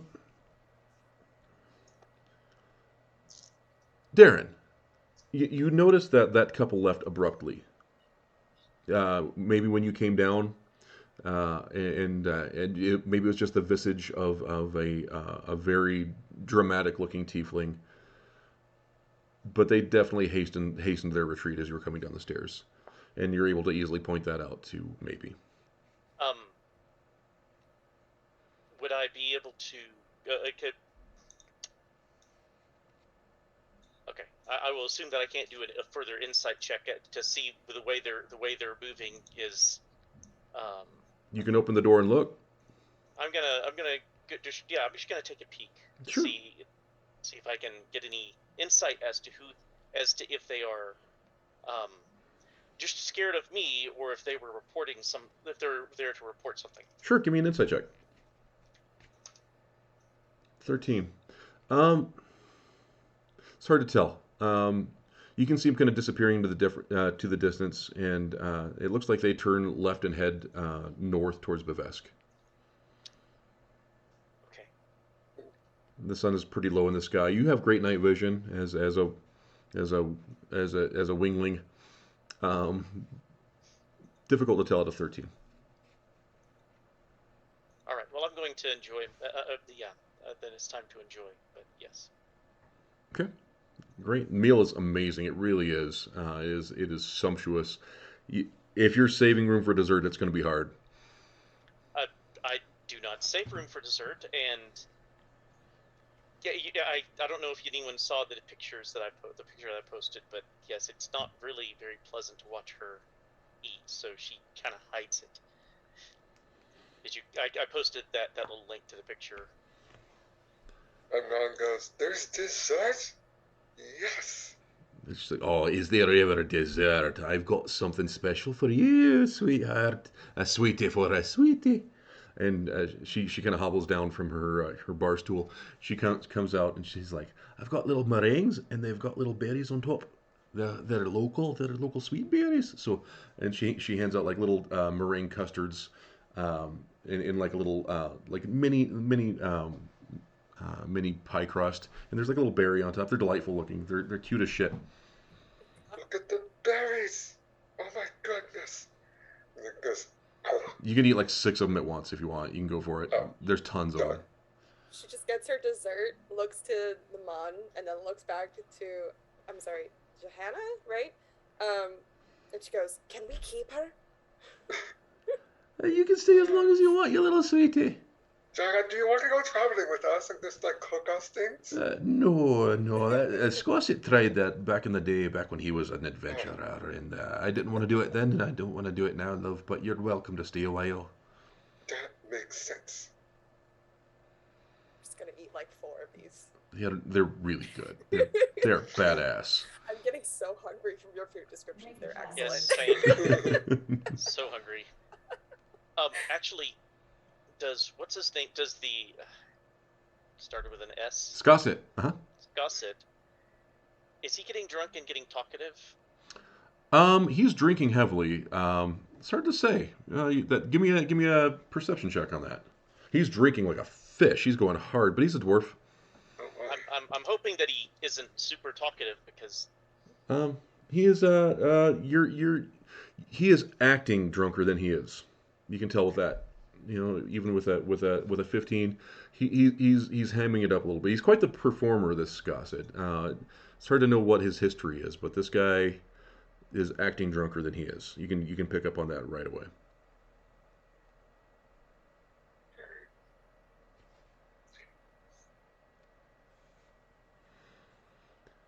All right. Anything else, team, before you set off in the morning? Well, we will set a watch. Setting watches. Yeah, Okay. we'll start keeping watch this evening. There's just a little bit of glow of the sun on the horizon now, as dinner comes to a close. Who's got first watch? I'll do it. All right. Memnon first. Who's second watch? We probably won't have 3 watches this time, just because we're leaving at 4 or 5 a.m. Yeah, it'll be. We're talking 2 watches probably. So I will take second, the deep watch. Deep watch. Okay. All right. Then I'll cover, if there is any time left, I'll cover the early morning watch. when we should wake up. Sure. Sounds good. All right. If there's anything else, you tuck in for a great night's sleep on a very full belly. Yeah. Memnon, please make a perception check for me. Okay. Perception. And you do have dark vision as a satyr? No. No. Okay. Let's do that at disadvantage.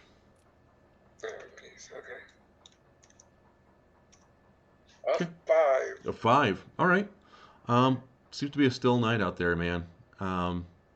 It's very starry out. It's a clear night, and the starlight kind of gracefully caresses the edges of the rolling hills. It's beautiful. The crickets are chirping late into the night. It's musical. It's lovely. It might remind you of home a little bit. Not sure. A little bit. The stars are different, but very nice.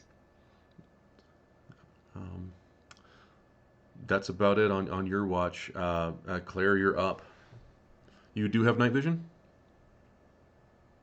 Or dark vision, really? Yes, I do. Okay. Go ahead and roll them. Same number. 4. 4. Okay. So a 4. Yeah, it's a serene, beautiful, crystal clear night. It's just so pretty. It's almost distractingly so.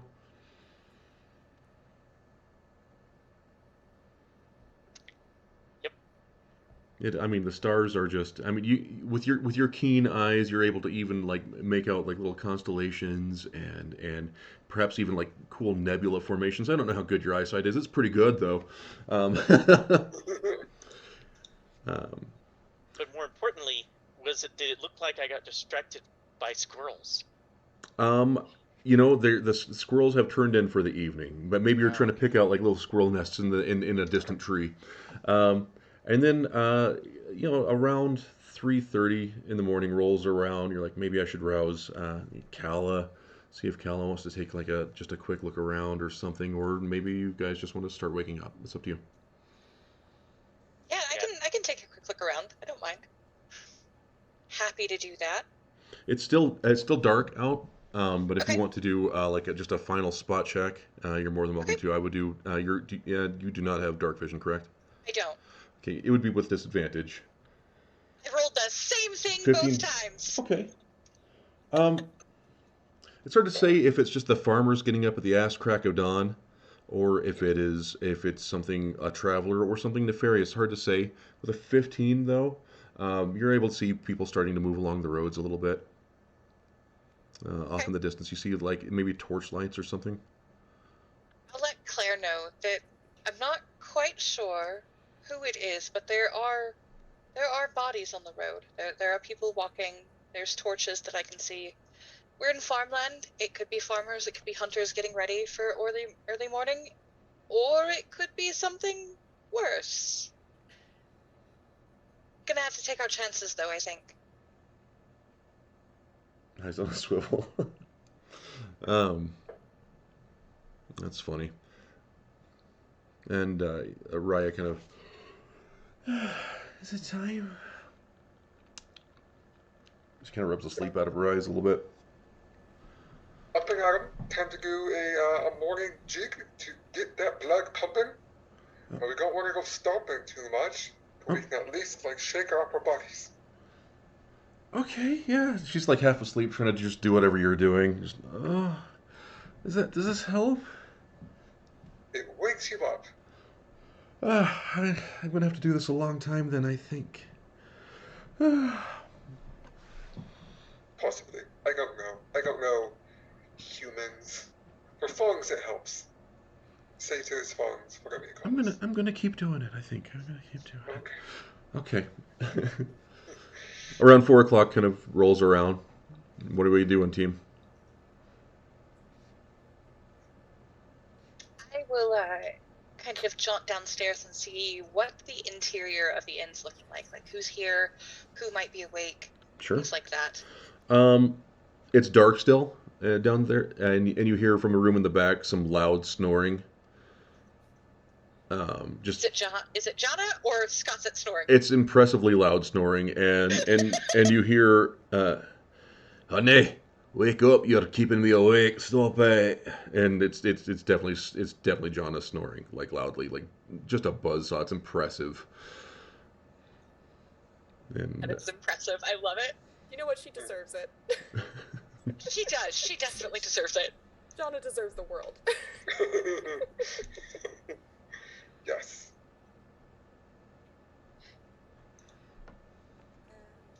So, Rhea kind of does the little kid walk downstairs. Okay, well, I think I'm all ready. Thanks for letting me borrow the furs. They're really warm.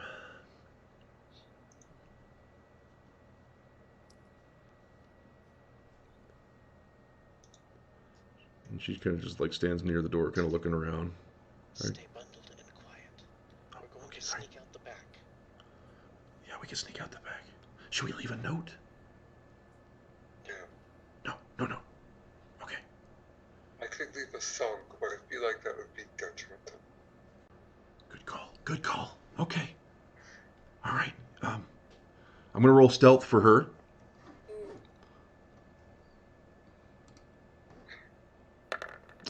She's silent as a mouse. That was a 16 on the die, chat, for 18.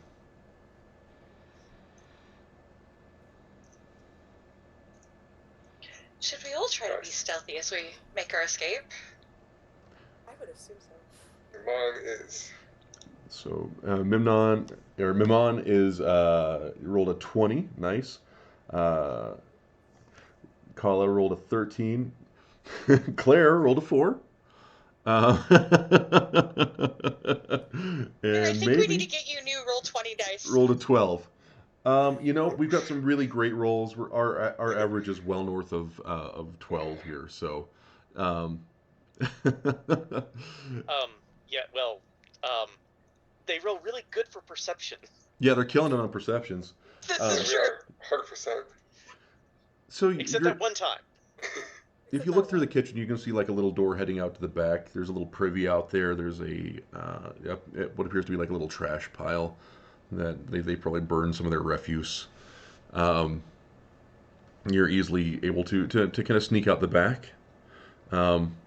You're aware that Shire Peat Marsh is to the south. That's the direction you need to go. And you're kind of in between the road, and you can hear a little babbling brook off to your right, and the road is on your left. And you can see there's spotty trees and little thickets, but it's not like a forest per se.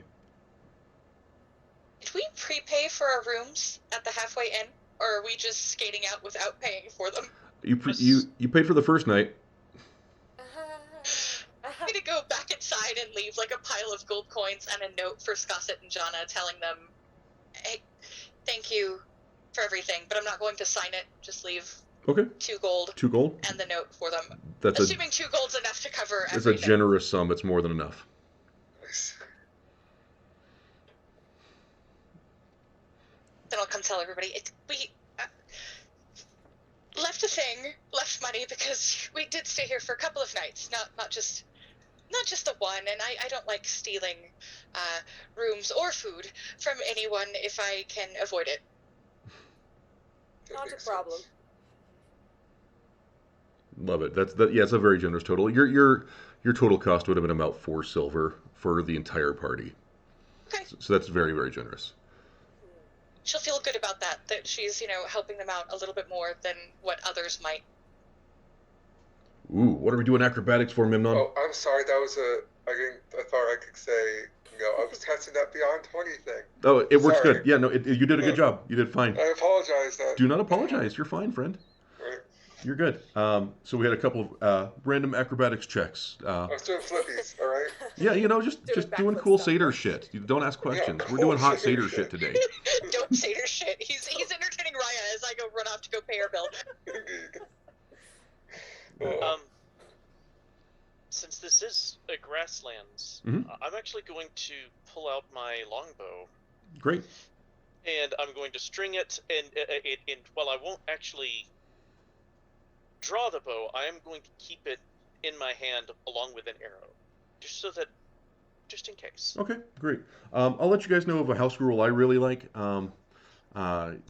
Potions, I consider them a free action if they're on your belt. If they're dangling off your belt and within arm's grasp, bonus action. If they're in your pack, you got to use an action to get the shit out of there and doff the thing. But if you got one dangling off your belt, that's bonus action. Just blat. I figure that's that's kind of a thing I do because I don't like all the complex rules about potions. So Did we all get a health potion? there's one right now. Just one? Okay.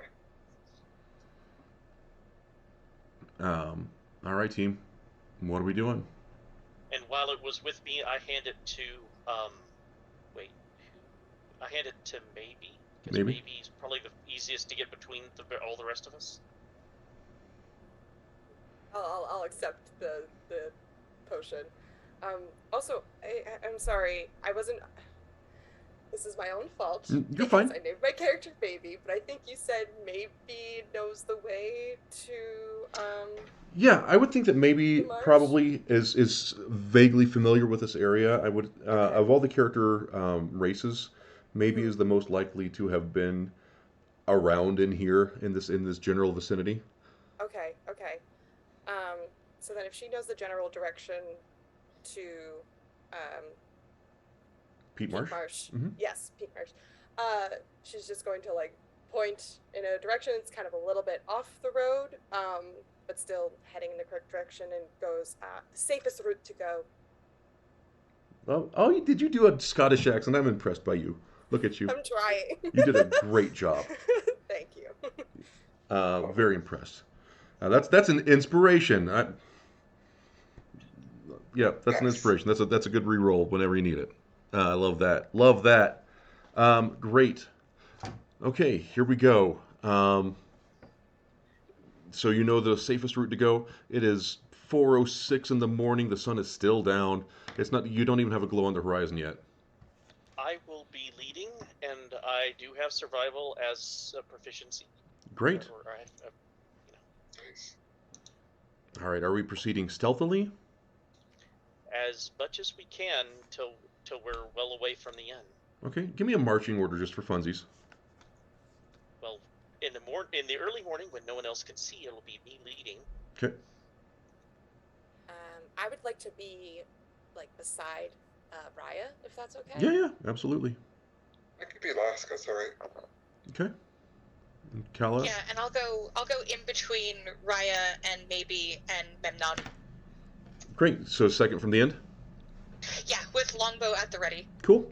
Are we proceeding stealthily, or are we proceeding vigilantly, or both? I would argue both. I can't. Okay. Yeah. Both. Would Both. argue No one else- Both is Since good. no one else can see, and Yep. because because dark vision isn't perfect, I'm still leading us slowly, so that I can watch as carefully as possible, Okay. and so we don't make as much noise. So yes, it's going to be very slow going for the first hour. Great. Yeah, that's exactly it. It's going to be slow going for the first hour. It'll be hard to make a lot of progress. Go ahead and make everybody make me a perception check. I'm going to make one for Rhea as well. That's a 2 for Rhea. Ooh, that's a 20. Why am I rolling twice? No, I got a 14. I'm sorry. No, you're good, buddy. That's a 20 for Jess. Nice. You have advantage turned on, and in that you'll have to click it off. Okay. So we're going to go with 14. Maybe we got a 10. Okay. Um, with a 20, it's dark, but you're pretty certain that there's nobody in your visual or auditory range, Kala, that is pursuing you as you continue. Okay, and I'll relay that quietly to the rest of the party that I don't feel anything out of the ordinary. This feels calm, not an unnatural calm. Like this is just a quiet morning. I don't think anything's pursuing us.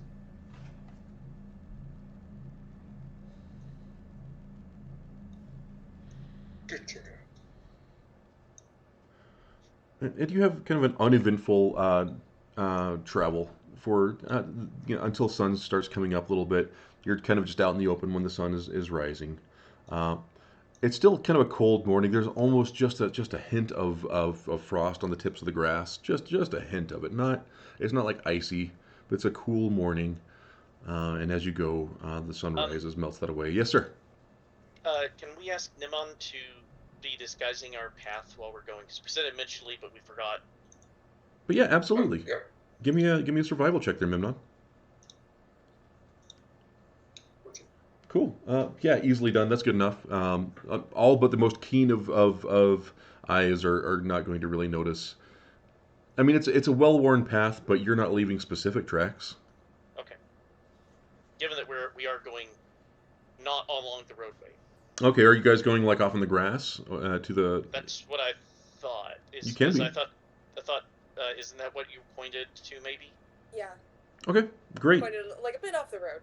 Bit off the road. Okay, yeah. So the road it kind of runs parallel with a small babbling stream that's probably 20 to 40 yards off the side of the road. That they kind of weave together and apart like things do. And I would assume you're kind of on the stream side, or you can be on the other side too. It's up to you. But at least where you left from the inn, you would be in between the two. If that's the case, then yeah, a 14, you're pretty easily you're able to obscure the quantity of people traveling. I would say with a 14 in tall grass, pretty hard to obscure 5 adults, or at least 3 adult-sized people and 2 shouties making their way through tall grass. But I mean, it's you do a good job of disguising the quantity of people. Okay. Makes sense.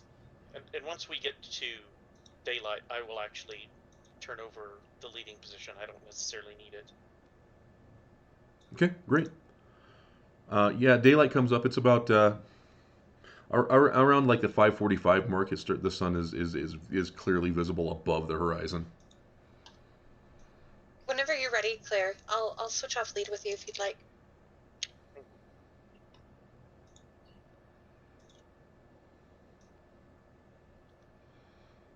Okay.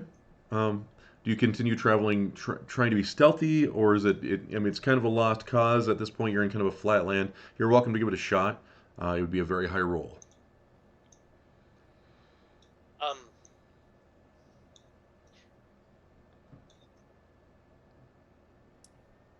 Can we break line of sight to the road?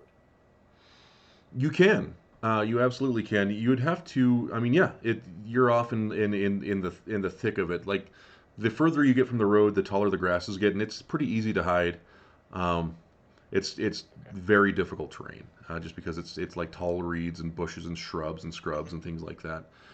But yeah, you absolutely can do that. I think we should probably be breaking line of sight. Okay. Of the road, and then doing stealth checks, maybe for not being loud rather than not being noticed. Okay. Yeah, we can absolutely do that. You want to do that? Yeah.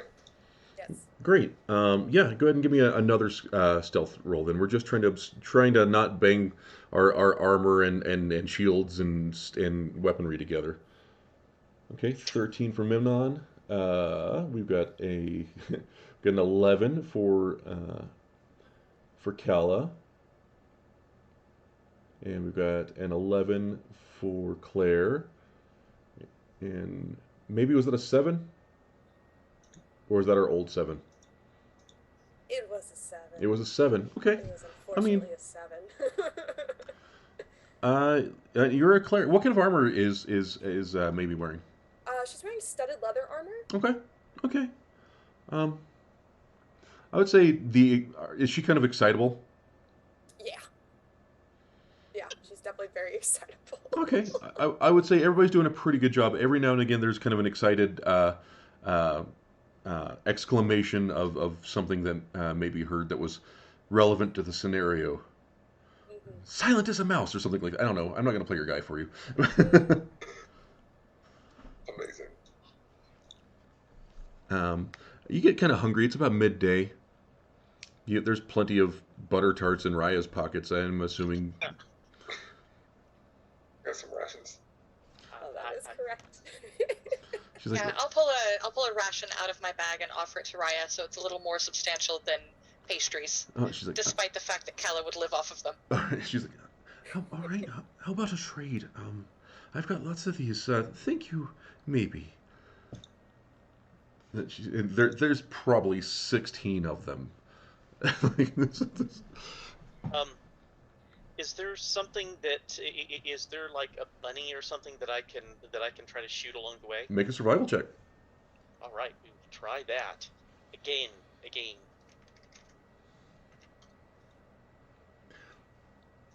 Yeah, and I will. I'll let you determine whether Claire thinks that it is a worthwhile risk to shoot a bunny at that distance. Okay, no, probably not. It's only if we happen upon it that I'm going to. If it's like on the distance and I see it, I'm not gonna try to. Yeah, you can spot some things, some wildlife, but you're like, man, everything's a little bit further out there. That's kind of what I'm getting from a 10. Claire, would you like a hand? Finding something for you to eat? There you go, if you want to do it. Sure. Yes. Yes. All right. Why don't you go ahead and do one, Kala?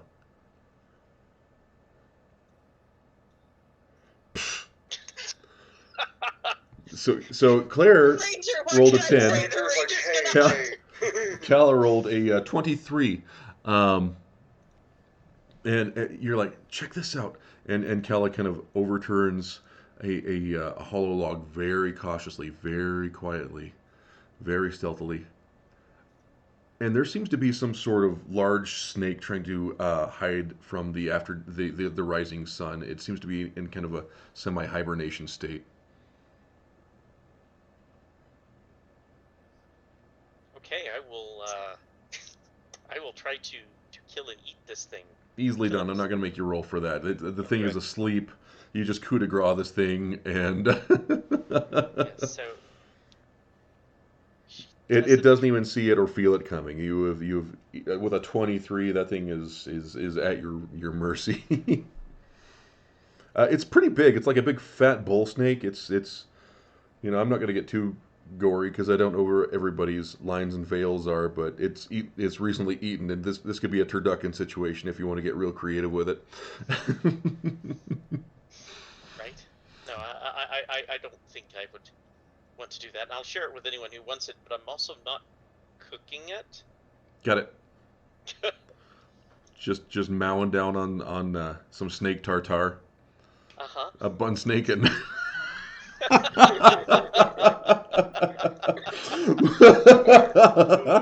Oh no! But yeah, you've got a lovely repast of snake tartare, a Yummy. bun snake and. Okay,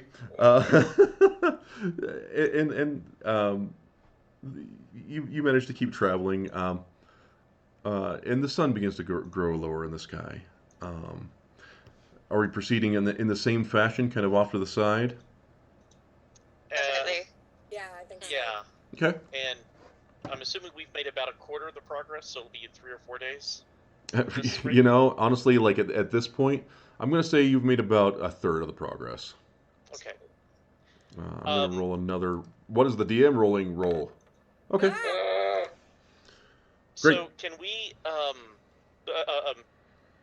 At least two of us are truly proficient, I think, in that. So between Kala and myself, can we see a knoll or something that would be a good place to camp?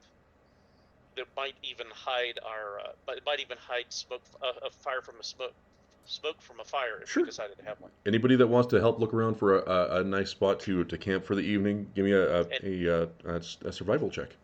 So can I just assist her, or do you want to? I would prefer if you guys don't mind Okay. doing them individually, but everybody can do them. You should do it individually. Okay, 75, great, loving it. There we go, Claire. Oh, wow. Wow. Everybody, it's just grab ass in the woods. Everybody's just doing just a poor job of things. We've got a 7, a 2, and a 5, and then Claire comes in the clutch with a 19. Claire's got the brains. And everybody's just Larry curling in mode, just bonking heads into the dark. And then Just walks eventually face Claire's first like, into a tree. Claire, you notice like the ground is deceptively soft in an area. You're kind of poking around with your helper, and you realize the ground has dipped in a little bit, and the grass has just kind of grown over and kept the horizon level. And you're able to kind of find like a little culvert and just a natural dip into the topography of the earth that you could easily kind of clear out a little bit and still keep a very low profile. Good. Yes. So we could probably have a very small, not using grass because we know that grass will smoke more. A very small fire to cook things for people who are less squeamish about eating things than Claire. Yep, I would say that you've got a cozy little nook to tuck in for the night, if you so desire. And Kala, can you help us find something fresh? Of course, Fresh is best. Fresh is best. Fresh is best. I mean, does anybody here eat strictly vegetarian, or are you okay with meat and berries and vegetables? I'm alright with all. Okay. Meat and berries and vegetables. oh, God, why are Kinku's always the fucking cutest? I'm so mad at you for bringing that cute fucking character. If she dies, I'm gonna be pissed. Oh no! I would die for maybe at this point. If it's alright with you, I do have a old drawing of her on my Instagram if you want me to put it in the chat. Yes, I do. Okay. Please. It's her at a higher level, though, for clarification's sake. Right, this is in the past. Yes, in an alternate universe. Go ahead and give me that survival check there, Kala. I'll assist because I am technically. Ooh, 20, love that. Okay, yeah, go ahead and assist, buddy. Okay. So, survival. Cool. No. So Kala comes out of the tall grasses and she's got some berries. She's got like an elderly rabbit in the other hand. And then Memnon comes out of the tall grass and he's got like a rock and like some bark.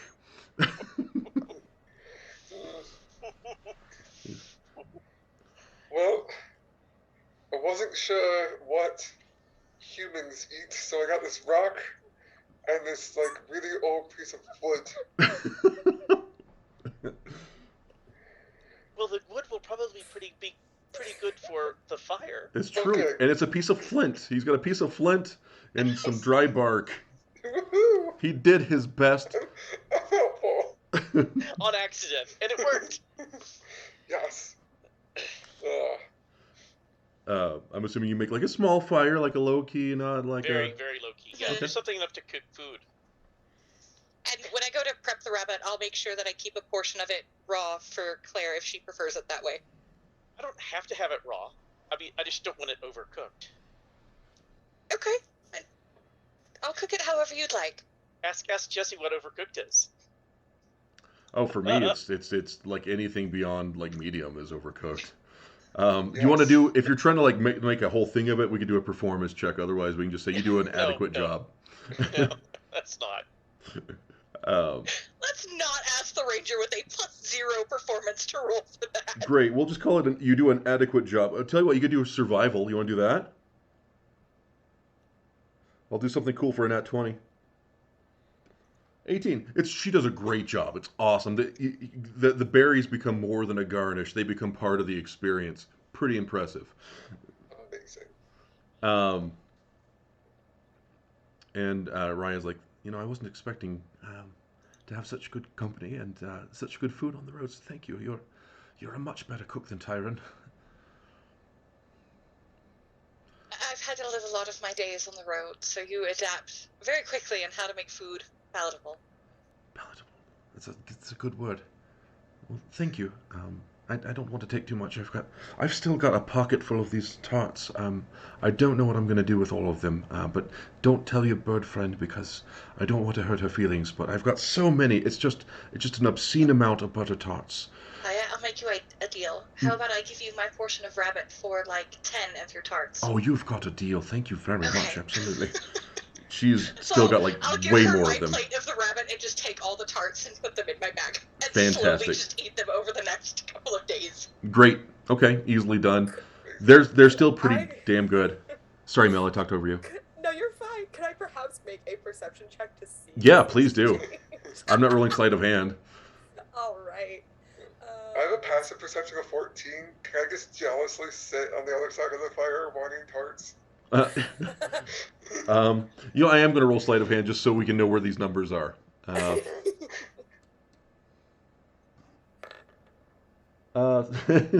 Passive of 14. You do see it. Maybe you don't. She's just enjoying that. Clear, you rabbit don't. way too much. Just jealous on the other side of the fire. Just over there, My very good rabbit. But just like, fucking hating. Just Can I try and sleight of hand Memnon one of the tarts? sure, please do.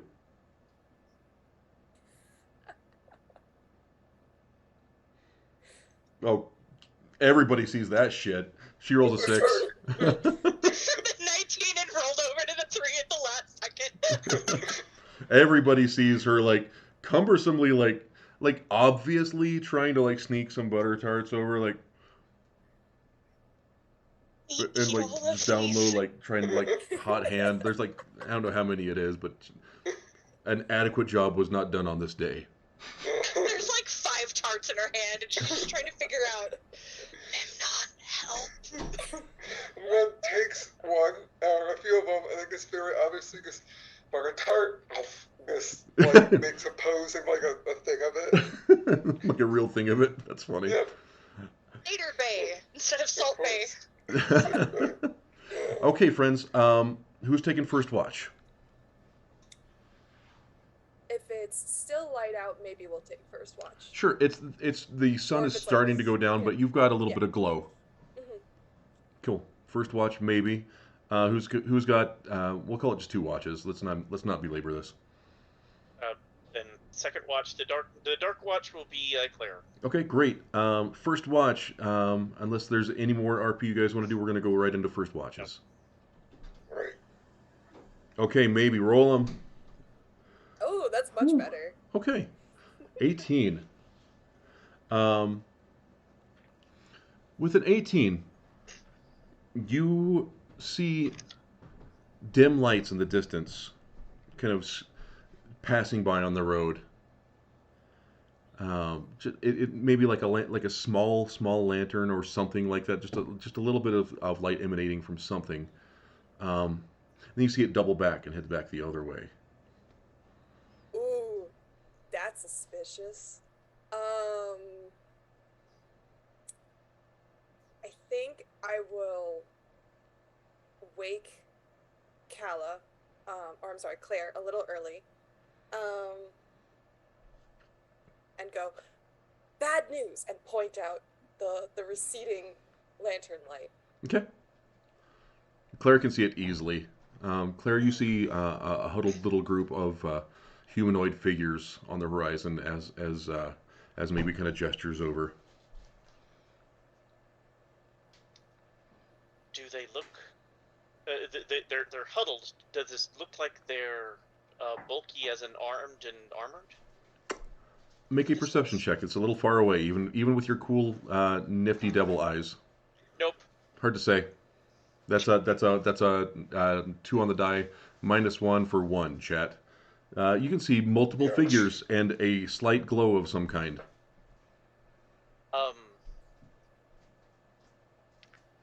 I'm going to keep an eye on the group, but I'm not going to. But I'll look at Baby and say, "Go ahead and rest. Great. I'll keep an eye on them.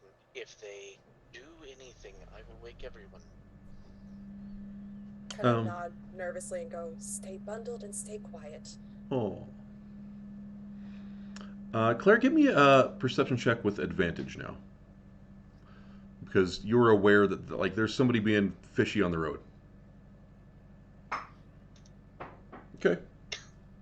With 13, you manage to keep an eye on them until they disappear across the far horizon over the course of your watch. So they were actually, when you said bundled, they weren't stopped on the road. They were moving? Yeah. Almost like they're searching for something. Okay. And as your watch comes to a close, you see them double back and come back down the road. I'm going to roll another thing. Terror. Okay. Morning comes, and you've been able to keep an eye on these folks, Claire. And I will let you decide if and when you decide to wake your traveling companions. When they are starting to move off the road, I will begin. Oh, you mean for the morning move? Yeah. Well, I mean, I don't know if you. I don't want to make the decision for you. If you decided when you saw them double back for a third time, whether you wanted to wake up your compatriots or not. Still think that us not giving ourselves away by making noise, by waking people up, is still better than if we I'm going to wait until they actually try to leave, because we're barely within sight, I'm assuming, of the road. Barely, if yeah. at all. In fact, it's very difficult for most of your party to even see the road. We're going to need a poll here in just a second. And so, okay, so you leave your party sleeping. They're silent while they sleep, and everybody gets a full night's rest. As the morning sun crests the horizon, they're able to detect. You see this group of figures kind of stop and look at the side of the road, and they're starting to see where the grass has been depressed, head in your direction. What would you like to do? Oh, so the other people are? It looks like they've been patrolling throughout the night, and then as the sun illuminated the area, they're able to see that the tall grasses have been kind of pushed down. Oh, okay. So our team can see that. You can see them kind of. They don't see you. They don't see anything, but they're like something in these tall grasses looks suspicious. I'm going to tap everyone that needs tapping. Sure. Actually, everyone who isn't awake, I'm going to wake them. Put my hand over their mouth, which that's kind of scary. Your intentions are good. Monster's scary, but he still tries. Yeah. And you're able to do so. As you do so, Rhea's eyes go really wide, and she goes and just disappears out from under your hand, and just appears across the camp, and you see like the wound in the palm of her hand just glowing brightly, and she just randomly kind of teleports about 10 feet away. Doesn't make a sound, but it's just like there's almost like a little ripping or shattering sound in the air around her, and you get this almost ozone smell. And she looks over at you and she's like, sorry? What? Okay.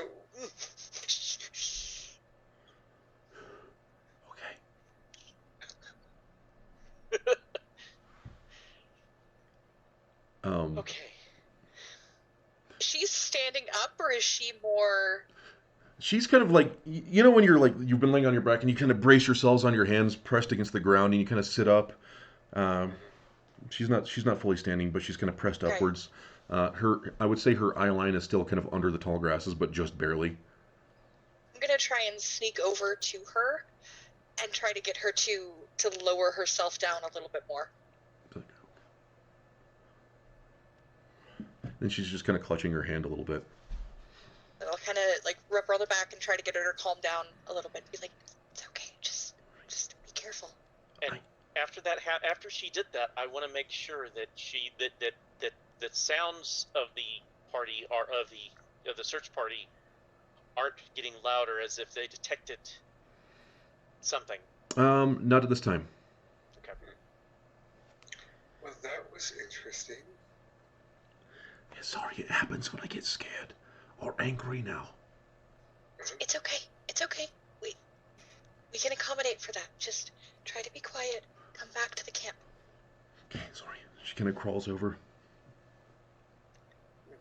I promise that I'll not wake you that way next time. Yeah, sorry. Thank you. I will ask someone else to wake you. I know I'm frightening. No, it's just the mouth thing. If we could not do the mouth thing, everything else is okay. You can even poke me with your spear.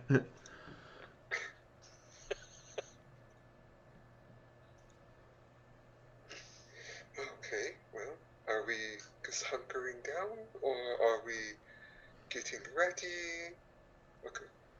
If you have bows, my recommendation is that you draw them. I do have bows. And so how far is it? Is it like 100 feet, 200 feet away from the road? Yeah, probably 150 feet almost from the road right now. Okay, so still short range for a longbow if you're using longbow. Obviously obscured. I'm going to recommend that we because if they're moving, it sounds like they're searching the area. That is yeah, that's a safe assumption. Then my recommendation is that we travel further from the road as quietly as we can. And I will remain at the back since it's not dark. And if they do detect us, I'm going to begin opening fire. I'm going to begin lobbing arrows at them. Okay. Yes. All right. Great. Okay. So you're going to try and stealth just deeper into the grasses? That was my recommendation. Okay. Is that sounds what we're good doing? to me. Maybe you can take lead, and I think probably will guide Rhea towards the front, since she's the one we're protecting.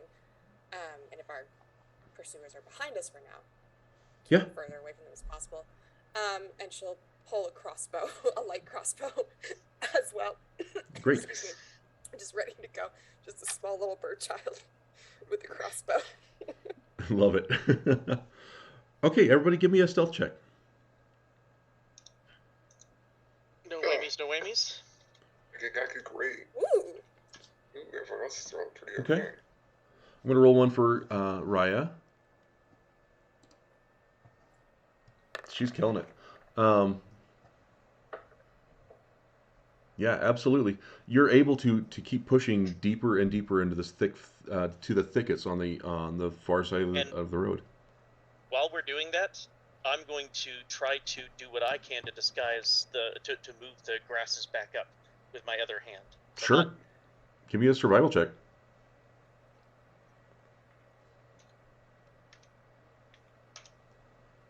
You do an adequate job. Like unless you're like really, really looking, you do a pretty damn good job. Like that's a concertedly good effort. I'm gonna roll another perception check here. Okay, so you're able to see this small group of individuals. They're not moving stealthily. They're kind of on a trail, and they can see.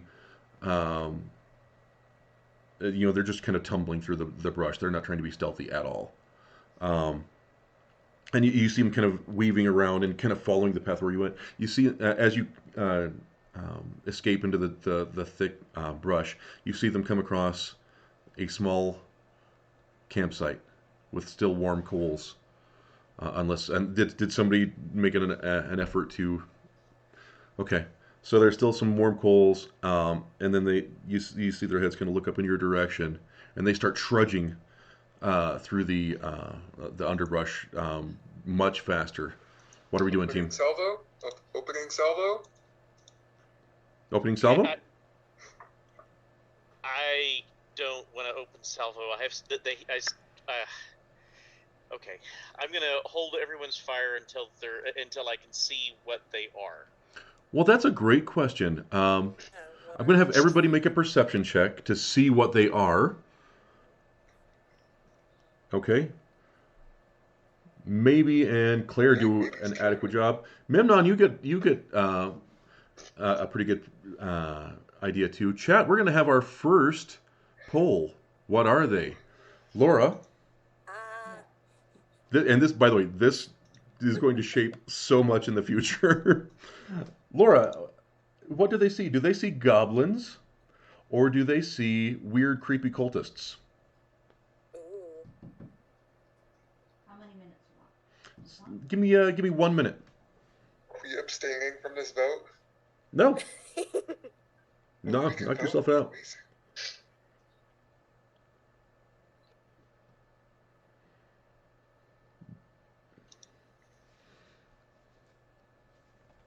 I'm excited.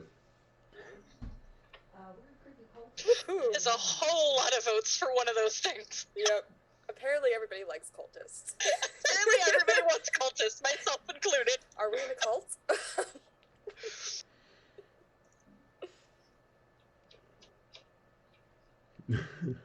While Chad is voting, do we think we should stand our ground, or do we think we should try and split up and make different tracks through the grass to kind of like lead them in different ways? Thank you. How many people are there? We thought that there's a group. If it's like No, 10, because I couldn't see anything. okay, well, Maybe you can tell that there appear to be 4 individuals. 4. Okay. Oh, 4? We can murder them. yeah, don't split the party. Someone said that. Don't split the party. 100% weird, creepy cultists. Indeed. Why is that not surprising? That is so funny. Okay. So, I'm going to change. Some... We should continue running, but we should not split. All right. So, so as you continue stealthily skirting through the thick, unforgiving underbrush, you look over your shoulder, and you see creepy fucking cultists. They're wearing kind of black. There appears to be some sort of caster or something, and they have these masks. They all have these masks that obscure their features, and they're reflecting the early morning light. They appear to be either metallic or glass of some kind. I'm going to resize it just a little bit so we can kind of see a little bit more. And they're just kind of trudging aggressively through the underbrush. And they've got these like glassy, reflective, almost mirror-like masks on their faces. And they are, you can see like one of the casters is like extending his staff and just scorching big swaths through the underbrush. So is he starting a grass fire? Yeah. Weird. So bad. Very, very bad. Very bad. I'm instantly going to tap whoever else you. Mignon had a bow, right? Yeah. I tap you, point at that person, and draw and fire. Love it. Okay, we're gonna call. If you've got ranged abilities, we're gonna call this a surprise round, and then we're gonna get into the weirdness. Okay. Let me. Approximately how far away are they? We're gonna say 150 feet. Okay. So, all right.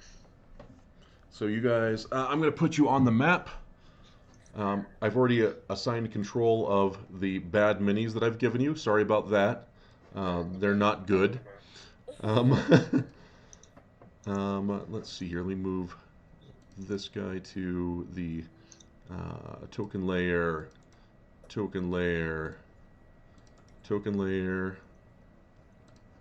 and chat. Don't worry, I will. I'm just letting you admire my art that I made at 10 a.m. Token layer. Oh, these dudes are spooky looking. Yeah, they're very creeps. Token layer. Token layer and Oh, look, it's me. token layer. Okay. Love this. So yeah, that's what you guys see kind of pursuing you up the road. I'm going to say they are. I you can't predict what a cool D&D party is going to do. So you're on the road, but you're not. That just ignore the road looking. You know what? This is your game trail that you've made. Nice. Yeah, totally. Oh, we make a very big game trail. you, All right. You're crushing it. Gym layer. It's so apropos because one of us does have hooves and nobody else does, so that's what all the True. circles are. Oh, Yes. I'm sorry. Totally. All my fault. All right. Oh, I probably should have wrapped these up or something. It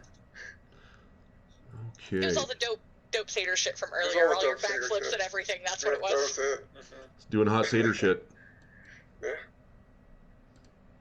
All right. So let me move zoom around a little bit, or not zoom. Roll Crazy 20. satyr shit. So, okay. So chat can see in the cover of our book.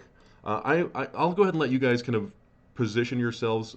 You want to be pretty far away, and like I said, you get a round on these suckers. Yeah, that's about as far away as I can get them. I'm sorry, I didn't predict. Who can predict a D&D party? Not me. But I'll say this one that is at the front of the pack is the caster that was launching salvos of. I'm gonna see if I can get him more on screen for the home viewers of fiery stuff.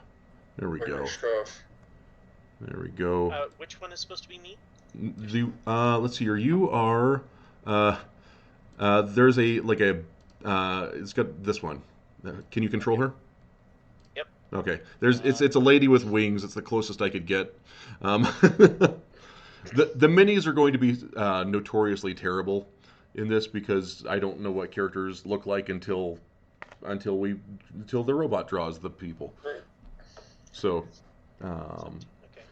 So this guy right here is the one that is just launching just volleys and gouts of flame into the tall grasses. And they're definitely pursuing something. They don't see you, okay? So But they're coming towards us, and they're starting a grass fire. yep, that is happening. Very bad. Let's go with all right. Who has ranged ability? I do.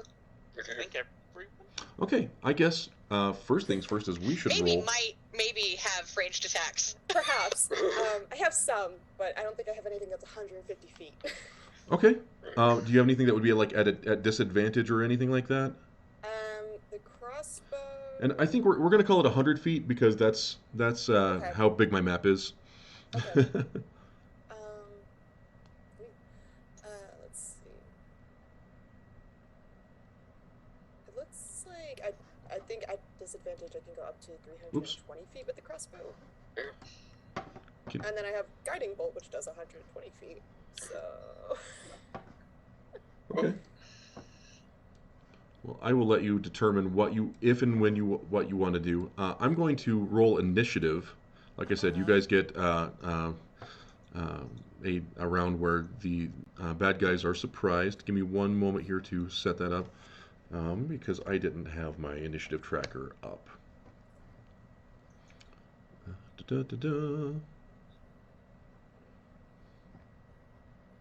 You guys having a good time? Yes. Yeah. It's a lot of fun. Oh, I'm th- enjoying it. Great. thanks for being here. Thanks for doing this. having us. What did I call it?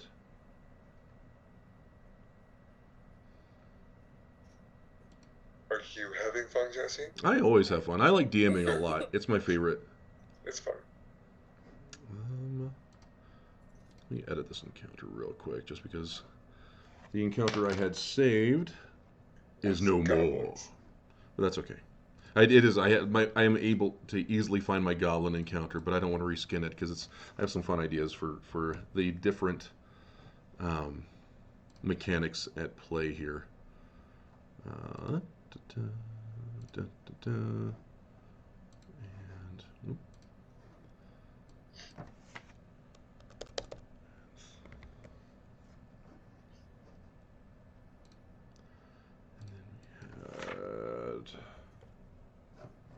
There we go. Save.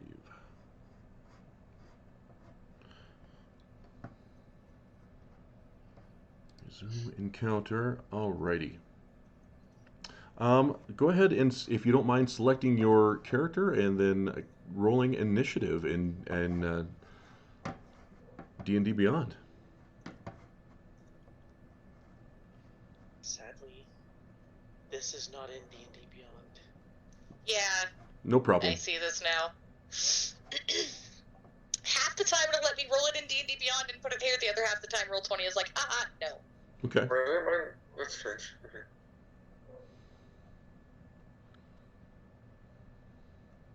All right.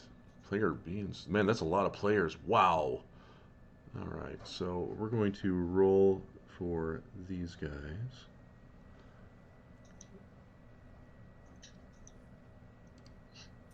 Rhea is a purple square. Yeah, right? Love that. Good Yeah, for she's her. We didn't have one, so I said, hey, we need some designation. some designation. Oh, Great. I love it. It works. Yeah, and I'm honestly just not even. I'm primarily using D&D Beyond just for my own edification here. So we've got Memnon. You're a 10. Correct. Okay, and maybe you're 13. Correct. What did we get there, Kala? 22. I'm sorry. 22. Woohoo! Okay, Nice. and Claire? 14. 14. Okay, nice tight grouping, kind of. Let me see. Let me see how these guys did. Oh, come on.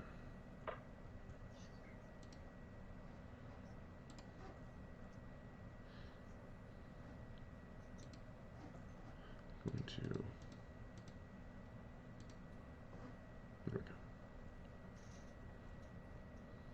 There we go. Auto roll. Oh, they did not great. Cool. I don't know if any of them. One of them gets to go in front of maybe. That's it. They all did just a dog shit job. So up first is Kala, and then next is. Let's see here. What is your dex, Claire? 14. Okay. So Claire is next. All right. And then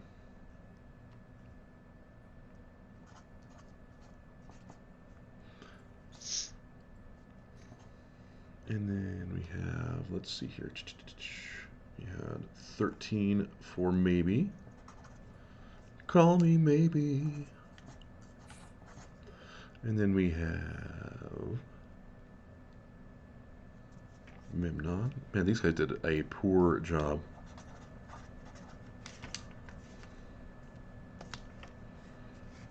I'm not complaining about their poor rolls. Nope, not at all. Take what you can get. Listen, a surprise round, and then we get to hit that most of them again. Good. Yeah. You do. That's what it looks like. All right. Top of the order is Kala. Okay. Kala, what are you doing during your surprise round? This is the one you said that is the one spreading the wildfire, right? This one right here, just under that one. The one under it. Okay. First shot is gonna go straight to him to try and interrupt that goodness that he's trying to do with the fire. Okay, great. And what are we doing? Is it a just a Longbow. longbow? Yep. Great. Roll to attack. Oh, that's so horrible. I could do so well, but also so bad. Hey, Kala. Roll damage. Oh, yes. 9 damage. 9 damage straight to his head. And as he's like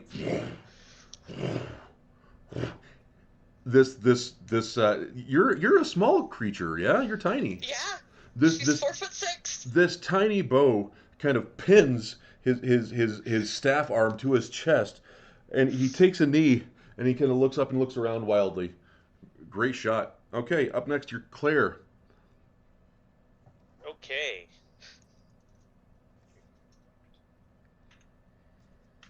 Let's see if this does anything. Wait, that's +4. Sorry. 20 absolutely hits. Ooh. Nice. Same one. Dirty 20. Same one. Yes. Okay. Yeah. Roll any damage. Oof. Oh, nice! Great. And as they're looking up to try and survey the area for what might be firing arrows at them, this arrow comes screaming through the air and shatters right through that glass mask, and just protrudes from the back of their head a little bit, and they just fall flat in the earth. The other ones kind of panic and drop low. Okay, that one's dead already. Wow. Okay. I'm going to make a perception check for what the next guy in the initiative order to see if he can tell what the hell is happening. He's not even going because you guys have a surprise round. I'm just trying to determine if he can even tell. Nope, he's very confused. Okay, maybe you're up. Okay, I'm going to bless the party. Bless, love that. Yeah, so all three of y'all are gonna get a D4 that you can add for the next minute to any attack roll or saving throw. Love it. Awesome. Alright, this one's already dead. Yeesh. Bless is one of my favorite spells in the entire game. It's very helpful. Great spell. It's a good spell. It's good all the way through too. Like that's the coolest thing about it. Level 1 spell, so much mileage. All right, up next we have Memnon. All right, I shall launch a longbow shot at the other one. At this guy. Great. Where is he? Yes, I am. I'm very excited. That one's dead. Oh, a 9. A I 9. don't have favor. No, for some reason, damage. I rolled damage. Like okay, an idiot. I'm sorry. All right, well, roll to hit, and if that's the case, then was it a 6? That's a natural 1, yeah. Okay, goes a little wide. Yeah. I mean, these guys are pretty easy to hit because we're level 1, but this guy is dead. I'm going to move him off to the side here a little bit. All right. Okay, now we're at round 1. Back to the top. I'm going to roll a couple of perception checks just to see if they can tell where their assailants are coming from. Because, like, one guy is straight up dead. That's a 2. That's a 13 plus stuff. They have a general direction now. Kala, what are you doing? I'm gonna try and shoot the one that was right next to the one that Claire and I just murdered. Absolutely. Yeah, this one right here. Okay. Oh, that's so worse. That's so much worse. It goes a little wide. It does. It goes a little wide. Okay. Anything else, Claire? Or I'm sorry, Kala. If I can, I want to move down towards the tree down here and kind of hide myself up against it a little bit. You know, you can. Do you have a bonus action hide mechanic as a fairy? I don't know. I do not. Okay, you can definitely block line of sight just by standing behind it. Yeah. Absolutely, you can do that. It's not. You're not hidden. They know where you are, but they can't see. They don't have a clear shot at you. She's Deal? just tiny enough. It's like, ha! You can see my wings. Right. Try. Every now and again, you feel like a little flappy. All right. In that case, Claire, you're up. Okay. Is there an arrow sticking out of somebody? There's a dead man, and then no one else is injured. Okay, so I'm going to green cloaked guy. Actually, does it look like any of them have arrows of any type? Make a perception check as a free action. Just like it's a quick glance. Hard to say. Okay, I'm gonna shoot the green guy. All right, green guy it is. Green guy's a little more imposing looking. The other one's a little larger. You can tell that. Okay. 16. Does that hit? Let me bring up my thingy here and tell you. Jeez. 16. You bless. does hit. Oh yeah, I Yeah, forgot. use There's your bless. bless. Use your bless. Oh yeah, use your bless. You have to use your bless, or I'll be mad. I'll Oh, Okay, well now Jesse's just gonna be mad at me because I forgot mine. yeah, I'm thoroughly upset. I'm so sorry. Yeah, that definitely hits. Roll damage, buddy. Okay. Okay, 5 damage. Yeah. And I think I will. Do a thing. I'm gonna do a thing. I'm going to. Is it difficult terrain? We're gonna say no. No. Okay. I'm going to 3, 6. I'm going to move closer to them because a 5'3", 5'4" monster in front of them might scare them off. Yeah. It's hard to say. They're wearing things over their masks. You may have intimidated them. They may think you're awesome. It's hard to say. Yeah, Whoa, never look at know. her. Maybe you're just their type. It's true. Ooh. Am I attracted to this? No. Oh no, Am I she's discovering- hot. Am I Okay. discovering something about myself? Character growth, yay! All right. Is that the end of your turn there, Claire? That is main to my turn. Yep. Okay. This one's going to run forward. 1, 2, 3, 4, 5, 6 to meet you. And you can tell they're kind of wielding some sort of weaponry, and they're all wearing dark clothing. He's gonna shift his stance just slightly. It's kind of hard to say what's going on, but that's what's happening there. Up next, maybe. Alright, so I'm going to run up to. I just counted it out and I already lost it. Right here. Use my full movement. I think that was correct. Yeah. And I'm going to. If he's still in range. Yep, I'm going to Sacred Flame that guy. Who just Sacred moved up. Flame. That's a deck save. It is a deck save. All right. 18 on the die. That succeeds. Okay. Anything else? Maybe. Nope, that'll be all. Okay, Memnon, you are up. Bad guys on deck. Alright, 5, 10, 15, 20, 25, 30. They're gonna probably can shoot the green guy again. Shoot green guy. Because, gee dang it, I want to shoot him. Use your blesses. I will. Oh, I don't know if Not I that can you hit need it, it. but I'm gonna hit it anyways. For 22. roll damage. Alright. There you Longbow, 1d8. Plus, I will make him a favorite foe, so he does take 2 extra Love points it. of damage. Great. Boom. My 7. I glare at him and be like, "You're mine, buddy." Love it. Love it. Okay. Another arrow just protruding from him. He snarls and glares at you, and you can see just rage seething behind his mask. Okay. I like it. And that is my turn. Great. It is his turn. And where's my mouse? What even is a mouse, you guys? There it is. An adorable little creature. 1, 2, 3, 4, 5. Yeah, I'm going to have him have moved here. And he's going to do something similar. He's adopting a different stance than he was before. He's looking less aggressive, more defensive. Next is this guy. This guy is going to go over here. He's going to peek his head out, and he's going to take a crossbow shot at the enchantingly terrifying demon lady. Very pretty. That's what he's going to do. So let's see here. That is they don't have a great. It's a D20 plus 3. That's still pretty good. Just level 1. Yeah, does a 8 hit? Oh, It does not. No. It's a scimitar. He threw a scimitar at you. All right. Let's see here. The other guy is dead. Callie, you're up.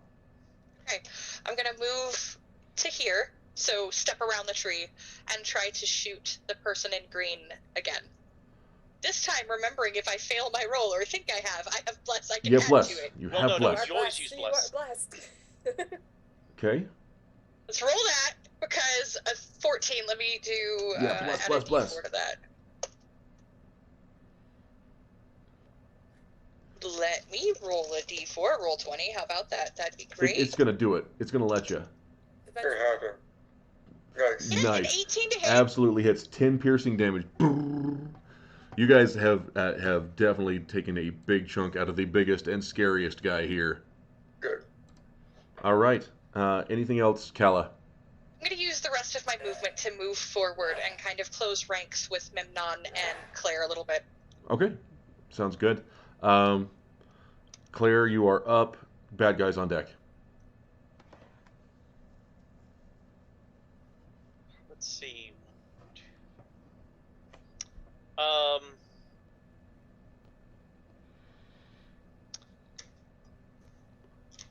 He looks pretty defensive still, right? So. Oh, you know what? Hey, yeah, you're absolutely right. I'm sorry, Kala. Would you roll that again? Your attack again? I apologize. That was supposed to be at disadvantage. Okay, I'm so sorry. it's okay. What a crappy move that was of me. Not you. Scandal. Ooh. Oh no! Oh no! Retcon. Magnus. I'm so sorry. I feel bad about that. Oh I no! promise not to do that to you guys again. Okay. Yeah. So initially it looked like it hit, and then he turns back around, and he's got the arrow in his hand. Okay. I'm sorry. Claire, what are we doing, buddy? I'm going to move here, and I'm going to ready an action of attacking him the moment he attacks. I When he's love no longer that. defensive. I love And that. I drop my bow, but I pull out my big stinking greatsword. Heck yeah. Love that. Okay. Solid. So you're holding an attack action for when he does something offensive. Right. Love that. All right. All right. His. Okay. Yep. Seeing that his friend is going to join the fray and try and give you the old whatchamacallit in the back. Let's see if we can succeed, team.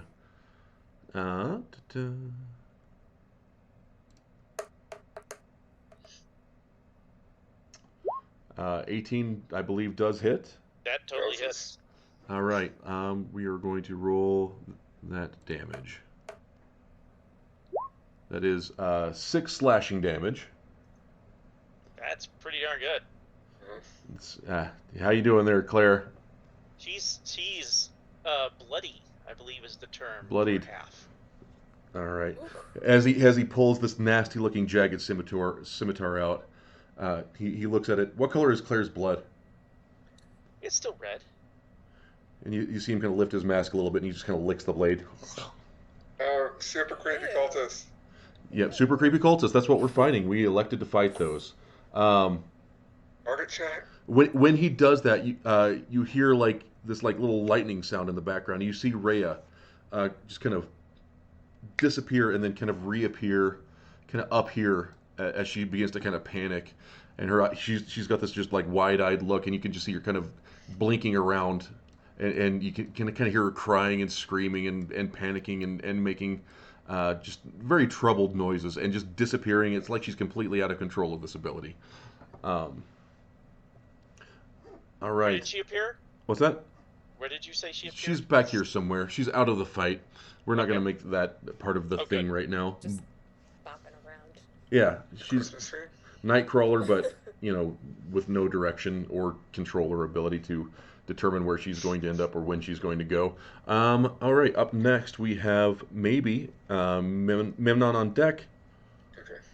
We are going to fire crossbow bolts at this guy This right guy. here. Yeah, that creepy All the way weirdo. over here. Yeah, Mr. that Perks.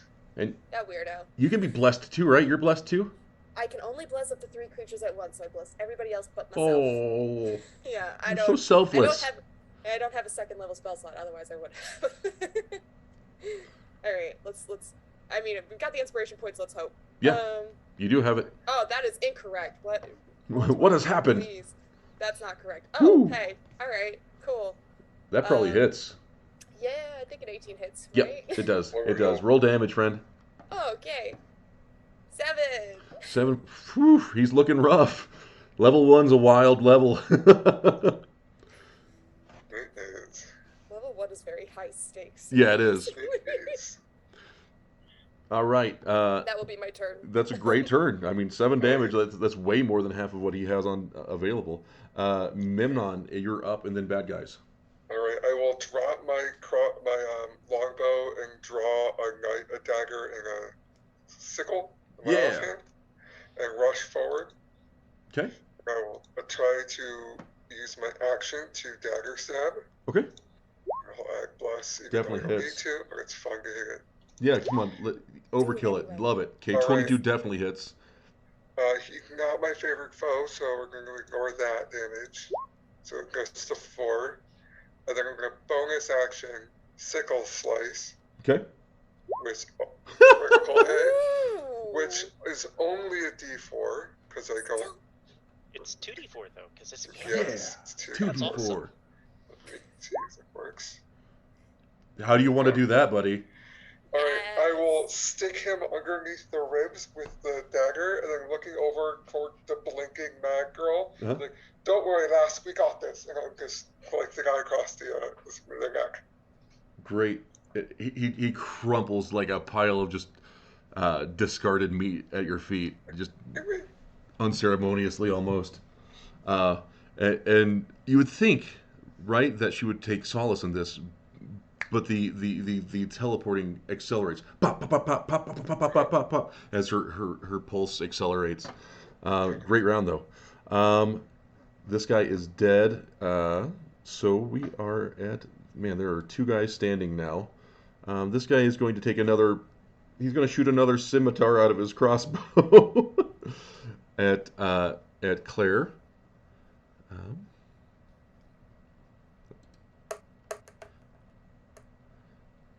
Does a 15 hit Claire? Yes. Okay. It is 5 piercing damage. Woo! Boy, I am looking pretty hurt. Okay. Still vertical? I am still vertical. Still vertical. Loving that. Teetering. All right. And the big guy smiles at you. Whoops, I didn't mean to do that. Sorry, home watchers. He smiles at you, and you see him holding this like nasty looking. It's like a mace. It's like a homemade mace that used to be maybe like a blackjack or a billy club, but it's got these like glass shards coming out of it. And he pulls out this long, jagged-looking scimitar, and he kind of smiles at you. He's going to take 2 attacks at you, Claire. Well, Is it the triggering attack? that triggers my action. Yeah, So absolutely. Let's see if I do this. I'm sorry. Is that 10 to hit? Yeah, that's 10 to hit. That's like almost as bad as I can do. He casually deflects the blow and kind of grins at you. Ooh. Well, I'm sorry, friend. Raggy. He takes a swing with the jagged-looking club. Does an 8 hit? no. Nice. Love that. And then he takes another swing, but this time with that jagged-looking scimitar thing.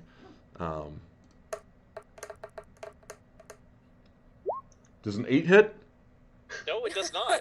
Nice. Yay. So they're just trading blows up front, just deflecting left and right. It's pretty impressive to watch, y'all. Okay. Kella, what's up? I am going to drop my longbow Okay. and move up here next to Claire Okay. and pull out both of my short swords and do a 1-2 attempt. Yeah, give it to him. Bless. Yeah, you're blessed. You're so blessed. Bless is getting used on one of these. All right. Bless gets used I would on bless all. that one if it were me. Wink, wink. Yeah, 15 hits. Okay. That's not bad. That's double 15. Yeah, give me a couple Yay. of d6s with the offhand one. Does that? Did you take the two-handed fighting style? Is that what we got going on? That's at No, level not 2. yet. Not yet, but Okay. she will when she can. So that's Oh, the straight same. regular attack, and then this is just the regular The regular damage die. I'm with you. offhand. Great damage. Max damage on an offhand without my bonus. That is so much damage. He's looking Yeah. badly injured, friends. Good. And I'll tell him that he can fuck right off with hurting my tall winged friend. Um, Was it he him? looks at you and his head tilts, and it looks like he's trying to say something, but you just hear this weird roar in the back of your mind, and your ears pick up this weird gurgling sound. That's what you get. Yay! Yeah, weird, super weird stuff. Okay, good round. Anything else, Kala? Nope, that's it. Claire, you're up. Bad guy on deck. No, Okay. bad guy is dead. Claire, you're up. Maybe on deck. Oh, okay. Cool. Wait, what? Claire, you're Claire, first. you're I'm up. after you. Maybe is on deck. Yeah. Okay. So green guy's still up. Yep. Looking badly hurt now.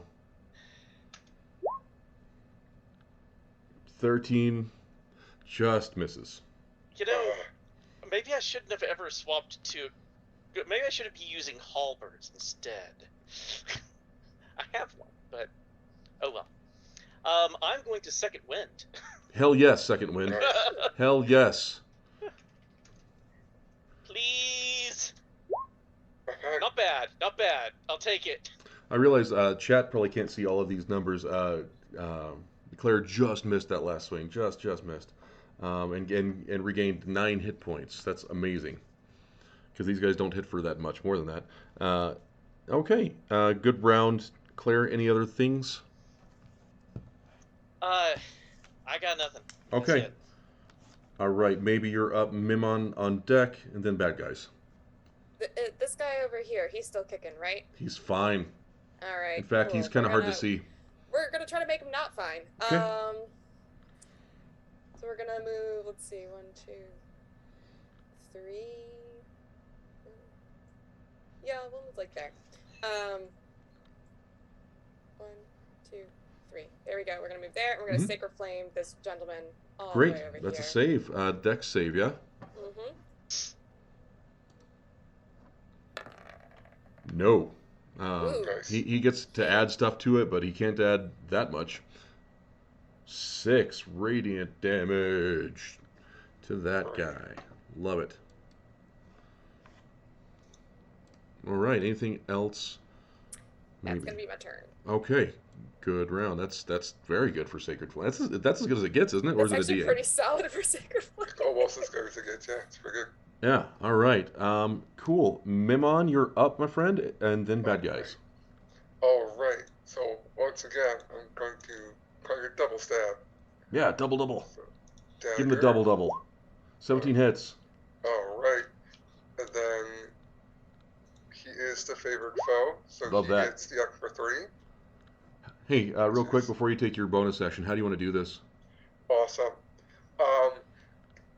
Following up with like the deflected sword strike, just when his arms up, I want to get like underneath his armpit. Right in there. Yes. Raise your hand if you're sure he's not. I like it. Nicely done, friend. And with that, go ahead. No, I was just going to say, as your blade slips through the plates of his leather armor, he kind of lets out a hiss, and you realize it's not coming out of his mouth, but out of the wound as you've punctured his lung on that side. Oof. And you just see kind of blood spilling out from under this glass mirror-like mask, and he crumples at your feet.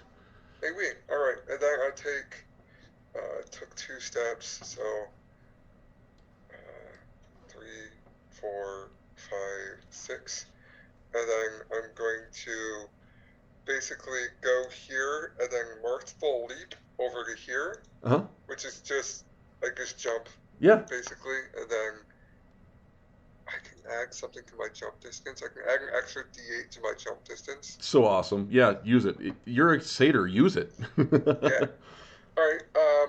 What? That's an athletics check. Yeah. Plus the D8. Yeah. Okay. Plus D8. Cool. 14. Sure. All right. So I just land there, and I can't. You know what? Yeah, I'll bonus action slash because I can. Let's do. Is a 16 hit? 16 easily hits. Nice. D4 slashing. He's not our favorite class. Okay. So 3 slashing damage. Yes. Okay. It's like, aha, slash. Hey, guess what? What? How do you want to do that? Oh, that guy murdering shit. All right. just cleaved into the head. Oh, you killed me. Oh, so, yeah. Sorry, I killed the wrong guy. Just take the sickle and just like cleave it into the skull. Just like, oh, that was all right. The point of the sickle just kind of reaches right into the top of the mask, and you see it split, and you see just a disinterested-looking human face. Like there's no real emotion as the mask shatters and falls apart. You would expect to see rage or something, but it just looks like a teenage boy, just kind of looking bored. Like, because all emotion fled because he died, or that was just the face he had? You get the expression. You get the impression that he was just not really checked in here. You're not sure what's happening. Now I feel weird. And you guys are out of combat. In the background, you see Rhea absolutely losing her shit. She's kind of pacing back and forth and rubbing on her temples and crying and looking and seeing the violence. And you get the impression that violence, whether against the good guys or the bad guys, is a thing that really troubles her. Good job, by the Can I way. fly over to her and try and like distract her and get her to focus on me a little bit? You certainly can try. Okay. You certainly can try. Go ahead and give me whatever check you think is best. Are you going to do a persuasion, or are you going to do performance, or are you going to do? We'll try persuasion. Okay. They both are going to be bad, but we'll try. Okay. Yes, because I do not have a charisma bonus. You know, the thing is, like, you were probably doing an ample job, but it's hard to like keep track of her. She's teleporting at random intervals from 5 to 50 feet, just all around the field. She sees you and she kind of smiles and looks up at you and looks worried. And you see like this hand with the wound in it is glowing wildly. You see her kind of look concerned. These guys are all dead. Sorry, those guys aren't even there anymore. And as her expression kind of worsens, you see a key-shaped portal open up behind her, and she kind of looks down at it and looks up at all of you. Chat, here's our next poll. Does Rhea go through the portal that she just opened? Jeez. What? Reya. The man looks out covered in blood. Lass, what's going on? Just covered in blood. Guys, it's okay. They're all murdered real bad. I get it. Guys, did we do it? It's covered in blood. Yes. Don't worry, most of that blood is job. mine on me. We kept you safe. Just spinning. Well, some of that blood on you is also the blood from the guy I stabbed really, really good for you. Yeah. He's But got some warm blood. I have a lot of blood on me from myself. And player team, I don't know if you're seeing Roll20, but you can kind of see what your players are seeing there in Twitch. I see. Creeps. Oh, man. It is terrifying. Yep. Votes a little bit more split this time. Ooh. Ooh, this This is making me anxious, I'm not gonna lie. Me too. This means so much to my home game and to this game. Oh boy. Oh my god. And she Oh does. no! And you hear her. You all hear her whisper, and it's almost deafeningly loud. But you can tell it's just the soft whisper, but it's so loud. Thank you. And she just steps backwards through this portal, and it closes behind her, and you're alone in the middle of the grasslands, surrounded by carnage and violence. Dad. Humans are shit. weird. Does anyone know where that was or where it went to? Looking at our spellcaster friend. Feel free to The make one- Arcana checks all around and perception Yeah, I would checks. like to do that. I mean, I'm dumb, but I'll give it a go. Hey, we're gonna do our best. 20. Oh, look at That's you. not horrible. I got a 10. 20, 15, okay.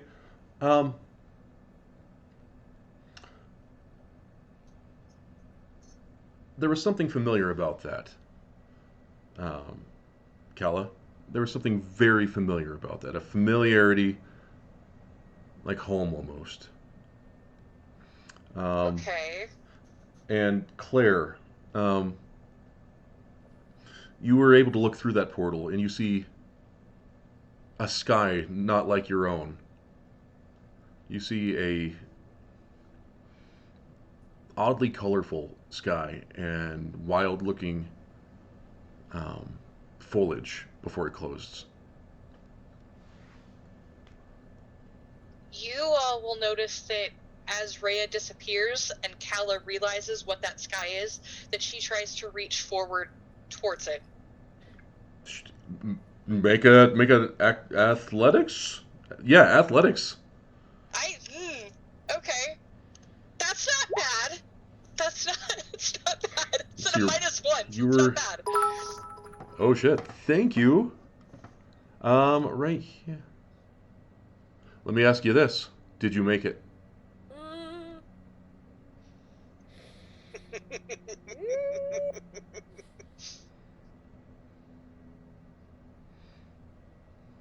Because that's She probably good enough. I want to say she would try. That she would, realizing that it is what she thinks it is, that she would make the dash to try and grab onto Rhea and either go through with her or follow through the portal before it closes. You see your new traveling partner embrace Rhea, and you see Rhea whisper, "No," and the portal closes behind both of them. You are gone. Oh no! There are 3 of you on the road. What?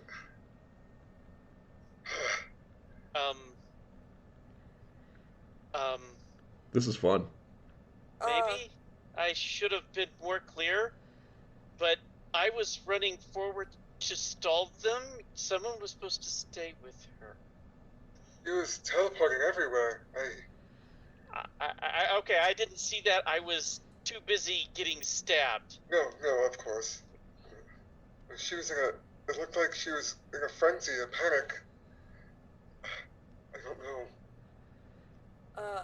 Maybe just kind of squawks in confusion, watching not 1 but 2 people disappear through this portal, and then she starts wildly looking through like the bodies for like a clue or something, and she definitely wants to take one of their masks if one of them is like still intact. Okay, great. Jess, I'm going to hit you up in a message later. Yeah, everybody, please go ahead. That wants to look over these bodies, please make an investigation check. Where did they go? Investigation. They're where they were. I just wanted them off the battlefield. I would like to Namon use is my asking the group where. Oh, the where other they two went. I'm people sorry. went. I'm with you. No, it's totally fine. I was here. You were there. They were over there. What do you think I would know? All I saw was some weird foliage on the other side, and what color did you say the sky was? Shades of pinks and greens and yellows, kind of almost in a tie-dye. The cotton candy sky? Yeah. I don't know. That- I don't know if cotton candy exists here, but Sure, certainly it actually does. I have written it into Bavesque. There is a cotton candy vendor Amazing. in Bavesque. Nice. That's funny. it is. Love it. It was like cotton candy, a very The- expensive, terrible tasting thing because it tastes of sugar. The trees, were they like, and Naman describes like several common trees in the Feywild. Yeah. I guess. That's very weird. Looks like they went home. She looked human. Pretty sure she wants to look at my home. I don't know about her home. I don't know why we go to my home. This place is much more new to me. But Feywild is not the human's home, so I do not know why you would. I don't know either. Hopefully Kala can keep her away from the more, no one's deceiving, but dissembling individuals. Or maybe they're completely elsewhere. I don't know how portals work. Memnon with an 18. I mean, you guys are able to find. They're all lightly armored, pretty well taken care of armor. It doesn't look to be regional to this area. This appears to be kind of a more. The stitching doesn't appear to be local to the Gladmore region, which is where you guys are. This armor is from somewhere else, but it's well made. It's nice. They're all wearing leather armor. There's some nasty looking scimitars and crossbows. Under the masks, the people, though, however, they look like farm folk. They look like fruit vendors. They look like tailors and cobblers, brothers and sisters. They look like normal people. And they have calluses on their hands, as would be common man's work. With a 4, I mean, yeah. I mean, you don't need to be Sherlock Holmes. Yeah, okay, fine. You know, I mean, you're able to like look at them and just be like, oh yeah, you know, these are definitely like the hands of workers, and you're only one of the masks I believe is intact, and you're able to. It looks pretty simple. It's like a leather backing with like mirrors, kind of artfully placed over the front of it. And it's got like a strap that kind of goes behind the head. It would provide a little bit of armor, but it would obscure features and kind of creep you out. That's kind of the main feature, I think. What creeps a person out more, my normal face or that? You're right. There's a broken one that there's a couple broken ones. They have a scattered coin worth about 50 silver on them. You guys can add that to the collective inventory if you want. And that's about it. They have dark robes. 18.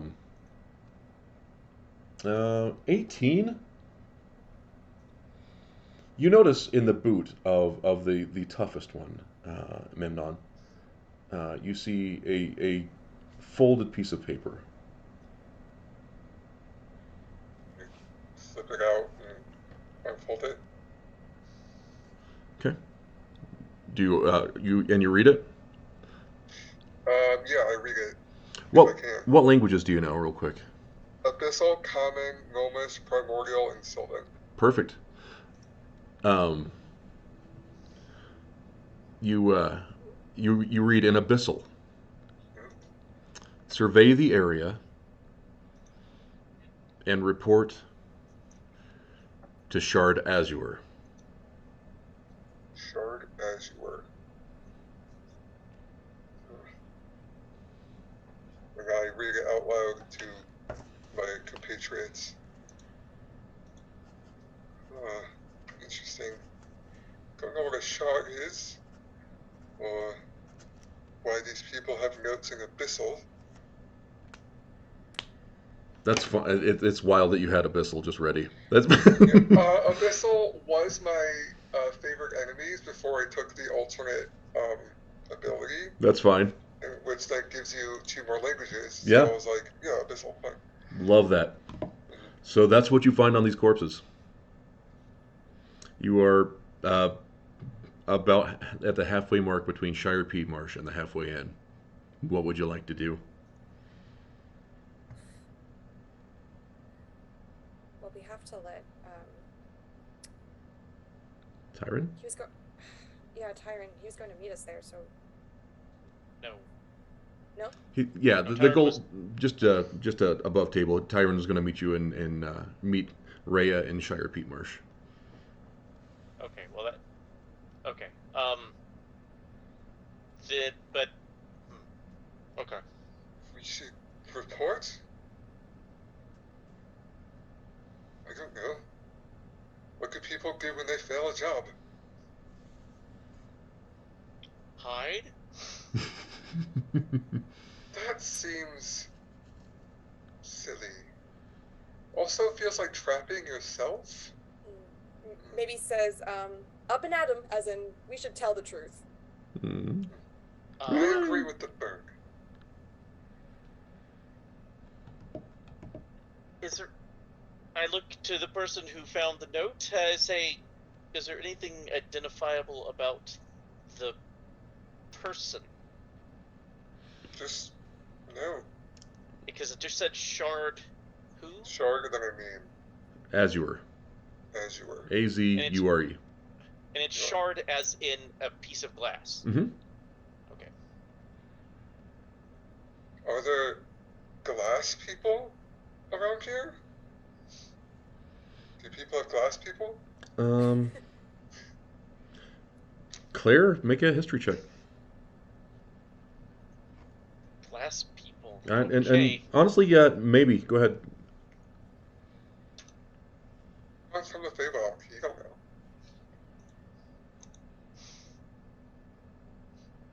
$15. It's going to be a high DC on this one.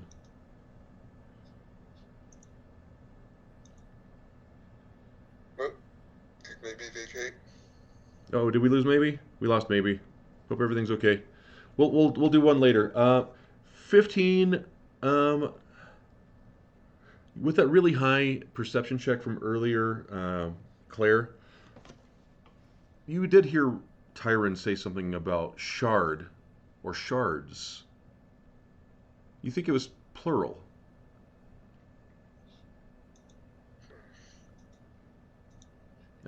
That's kind of where we're at. Oh, it's just probably some. It's probably some kind of hierarchy in this obvious cult. I mean, That makes sense. obviously, shard would be someone high-ranking. They wrote a note on. Is it paper? Seems to be like a parchment. So that's pretty expensive, pretty nice. Mhm. Most people wouldn't have that. So probably a well-to-do organization, maybe well-funded. I believe it's involved with. I believe that it's probably going to be the government. Oh, the government. Interesting. Yes, I do believe that the government is involved. Noted. So shards are the government. Okay. Yes, I think so. So I'm going to presume you're kind of going over this while Yep. walking. Yep. Okay. Let me ask you this. Actually, Go ahead. Okay.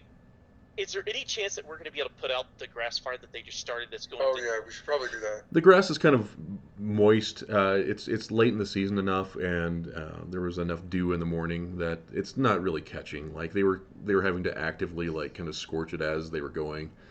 Okay. And then the guy that was doing it, which had some cool magical abilities, took 2 arrows to the taint and died on sight. So. Mel's back if you want her to make that roll. Oh yeah, give me a. Sorry. No, you're fine, friend. I don't even remember what the roll was. What was the roll? It was a history roll. Oh. Yes, shards. maybe Or give me a glass history people. roll about the term Oh, glass. shards or glass people. Maybe there's something that you can pick up. Okay. I think this is a good time to use maybe the inspiration. Yeah, to roll reroll, that. 'cause I got- Come yeah, on, we're come gonna on, make it do a that. 20. There we go. Better. That's good. People often overlook the little adorable bird person and maybe underestimate her a little bit and speak more freely than they should. And because of that, you're able to pick up on things that a lot of people probably wouldn't, and see things that a lot of people probably wouldn't. And every now and again, you hear mumblings from town sheriffs, from soldiers, from authority figures. Some speaking about a cult of glass. Some of them speaking about it favorably. Some of them speaking about it unfavorably.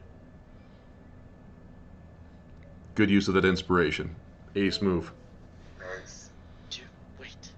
I was right? It is part of the government? Maybe. All right, team. What are we doing? We need to go. We need to get rid of these bodies. Okay. Won't animals handle it? Well,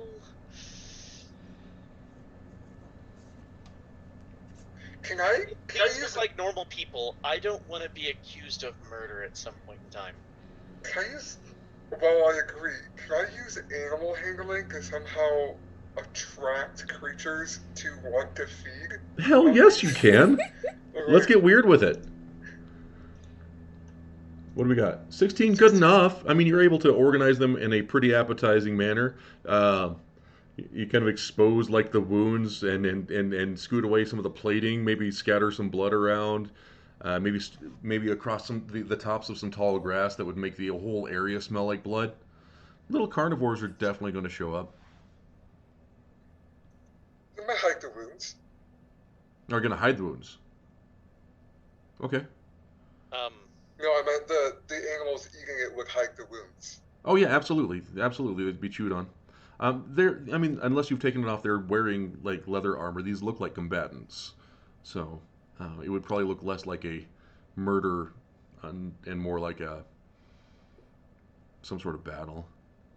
Well, if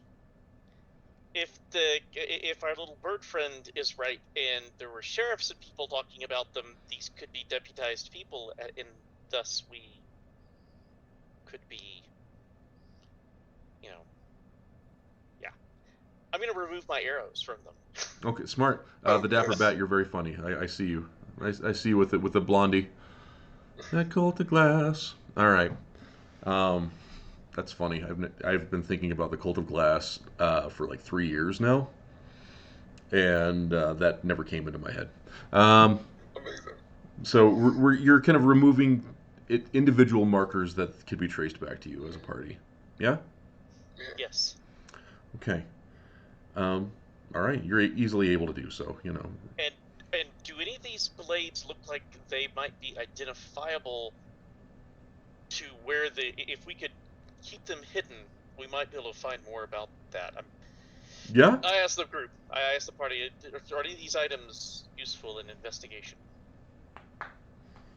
The origin of this group. I would like to, if possible, make an Arcana check on the mask. Yeah. Go ahead. Okay. That's a great move. Ah, Hard to say. hard to say. Pretty cool looking though.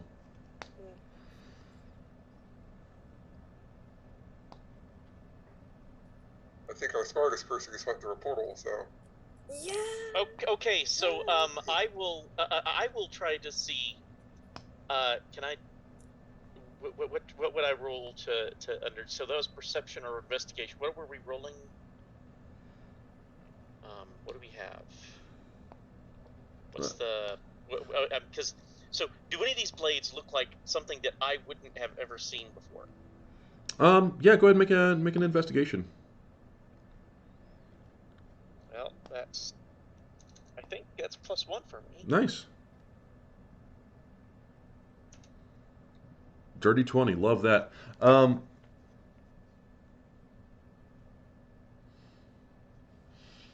With that, Claire's a pretty accomplished fighter, yeah? Yeah.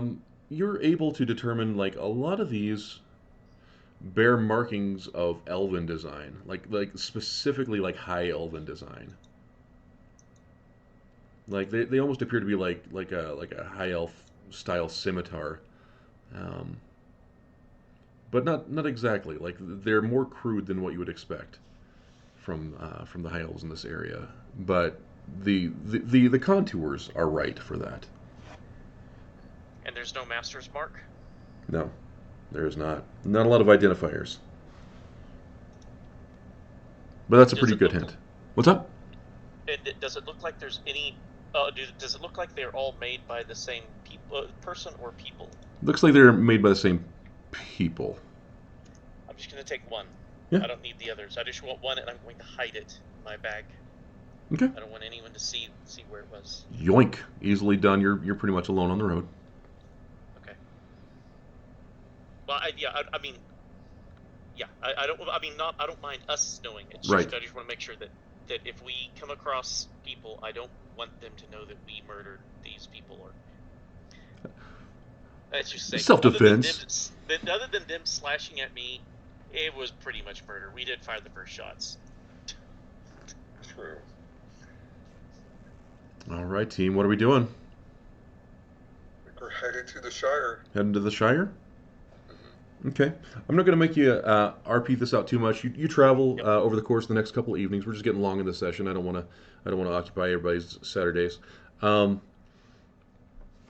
You crest a hill and you see this serene. I'm going to get rid of the sadness here. We'll put it in some green rolling hills that I have labeled Shire.jpg. You crest the final hill after a good night's sleep. And you see, as the ground goes soft, Shire Peat Marsh welcomes you in the distance. A little arch far in the distance. You can kind of see that it says Shire Peat Marsh. And that's where we're going to end today's session. My friends, thank you so much for hanging in there with me. Awesome. Thank you so much Thank for you. having us. Thanks for This was running it. It was a fun. great game. Yeah. Mhm. Lovely to meet you all. Yeah, Nice nice meeting meeting you guys. Yeah. It's nice meeting you for the first time. This is, Yeah. as I said, this is similar to Adventures League, but you actually get a new story, which is, if you've played Adventures League, you know that we've got 11 or 12 seasons now, or 11 seasons, and Yeah. most everyone has run all the games. Run or played all the games, or both. I want to thank you all very much. Mel, Jess, Darren, Jamie, thank you so much, guys. You made today's session really, really, really magical. Thank you so very much. I'm going to jump back to main Twitch chat. Do you guys want to, Jamie, do you want to say anything in closing, buddy? This is fun. I'm hopefully going to be able to check in next week to at least watch and vote if. Hell yeah. This is fun. Thank you. I'll kind of play a little bit of your characters for you, just kind of like what happened after this, because we'll check in with Tyron and Shire Peat Marsh next week. Where can we find you on socials, Jamie? I really only have Twitter. It's just at jkelsey6892. I don't really do a whole lot. I post about mutants and X-Men a lot, mostly. Thank you, friend. How about you, Darren? Oh, sorry. Oh, yeah. I am on at Dragonborn Doug's Enclaves and Embassies. That Ooh. is tonight at 7 Eastern Standard Time on Twitch. Love as that. well. Thank you. Sorry. No, you're good, buddy. Darren. Oh, you're muted, I think, You're maybe. muted, love. And I just muted myself too. I don't really have much of a social media presence, but if you want to see someone who is a VTuber otaku, you could go to my I don't know what my Twitter handle is. It's something. I could type it in. Put it in the chat. Yeah, that's cool, brother. Hey, thanks for playing with me. Darren has been like a close personal friend for a very long time. It was a really great surprise to see him on here. I did not know that username equated my buddy that has been in this very room several times. That was really fun. Jess. Yeah. Closing statements. Where can we find you on socials? What are you all about? What's your favorite color? What's your favorite fears? I'm here on Twitch as the Junibug. You can find me on Twitter as the Junibug, Facebook, everywhere that has social media presence. That is where I am, all with the Junibug. And this was great, Jesse. This was phenomenal. I loved it. Yay! So thank you very much for doing this for us, because this is going to be an epic story to tell, with everybody coming in and changing as often, and Kala deciding to go through a portal to maybe the Feywild. I hope she's okay. Me too. We'll find Me out. too. I don't know what So happened. I'm very worried. super excited to see how that's going to play out and just how the story unfolds. And this was wonderful, Jesse. Thank you, friendo. Mellow Bears, what's up, dude? Hey, so if you don't mind, I'm gonna throw my Beacons link in the chat. You can find me on Yeah. most socials as Mellowette, but you can also find me on another Twitch channel known as Records of the Realms. We just started a campaign, and I play a bard in that one, so that's a lot of fun. Bards are nerds. But yeah, absolute nerds. But she's a sweetheart for the most part.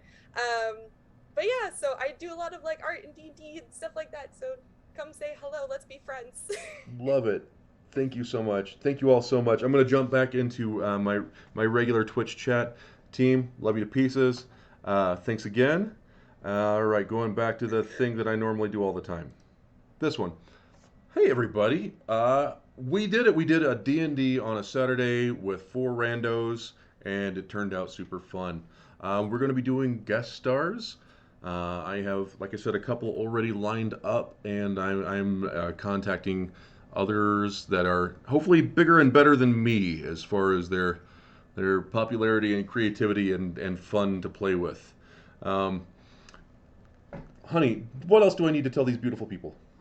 Okay, video on demand. I'm going to have that on YouTube here in a little bit. Somebody had asked how you make your NPC character art.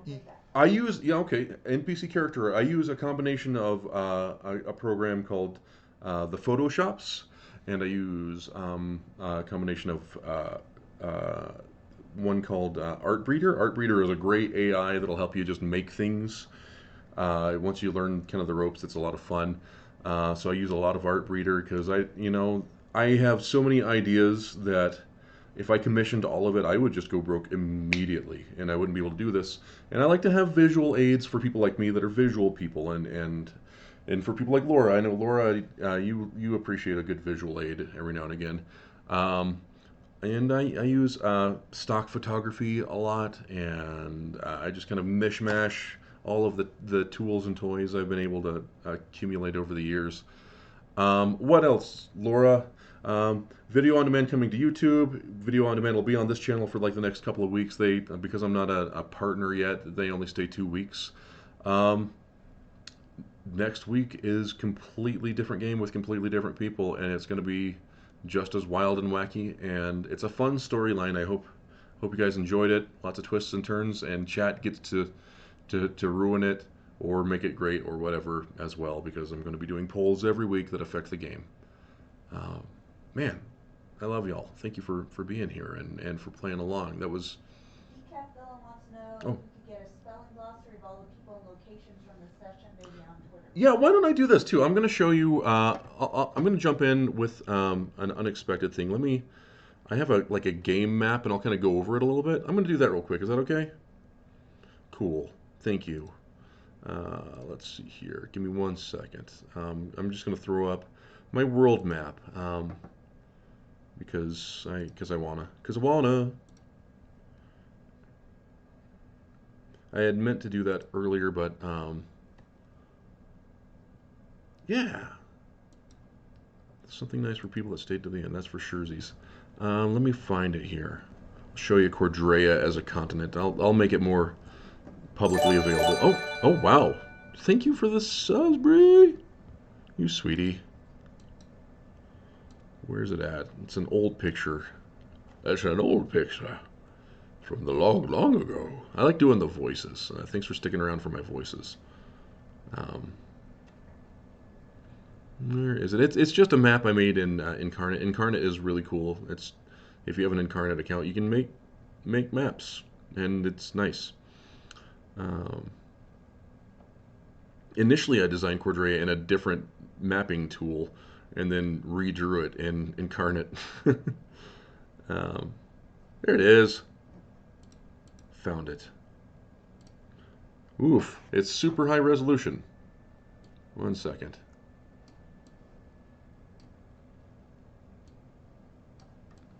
It's super high resolution.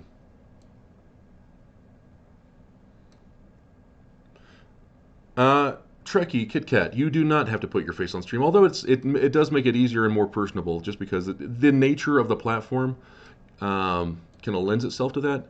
You definitely have to put voices. It's going to be hard to tell who's talking if you don't. Shoot me up on Twitter about that, because I understand some people might be a little uncomfortable with that, and I don't want to make anybody uncomfortable. But I do think that the nature of the media format makes it a little challenging if we don't. So this is Cordreia. Like I said, it's what's left of Ancorom after a nearly global apocalypse. Something stopped the apocalypse over here.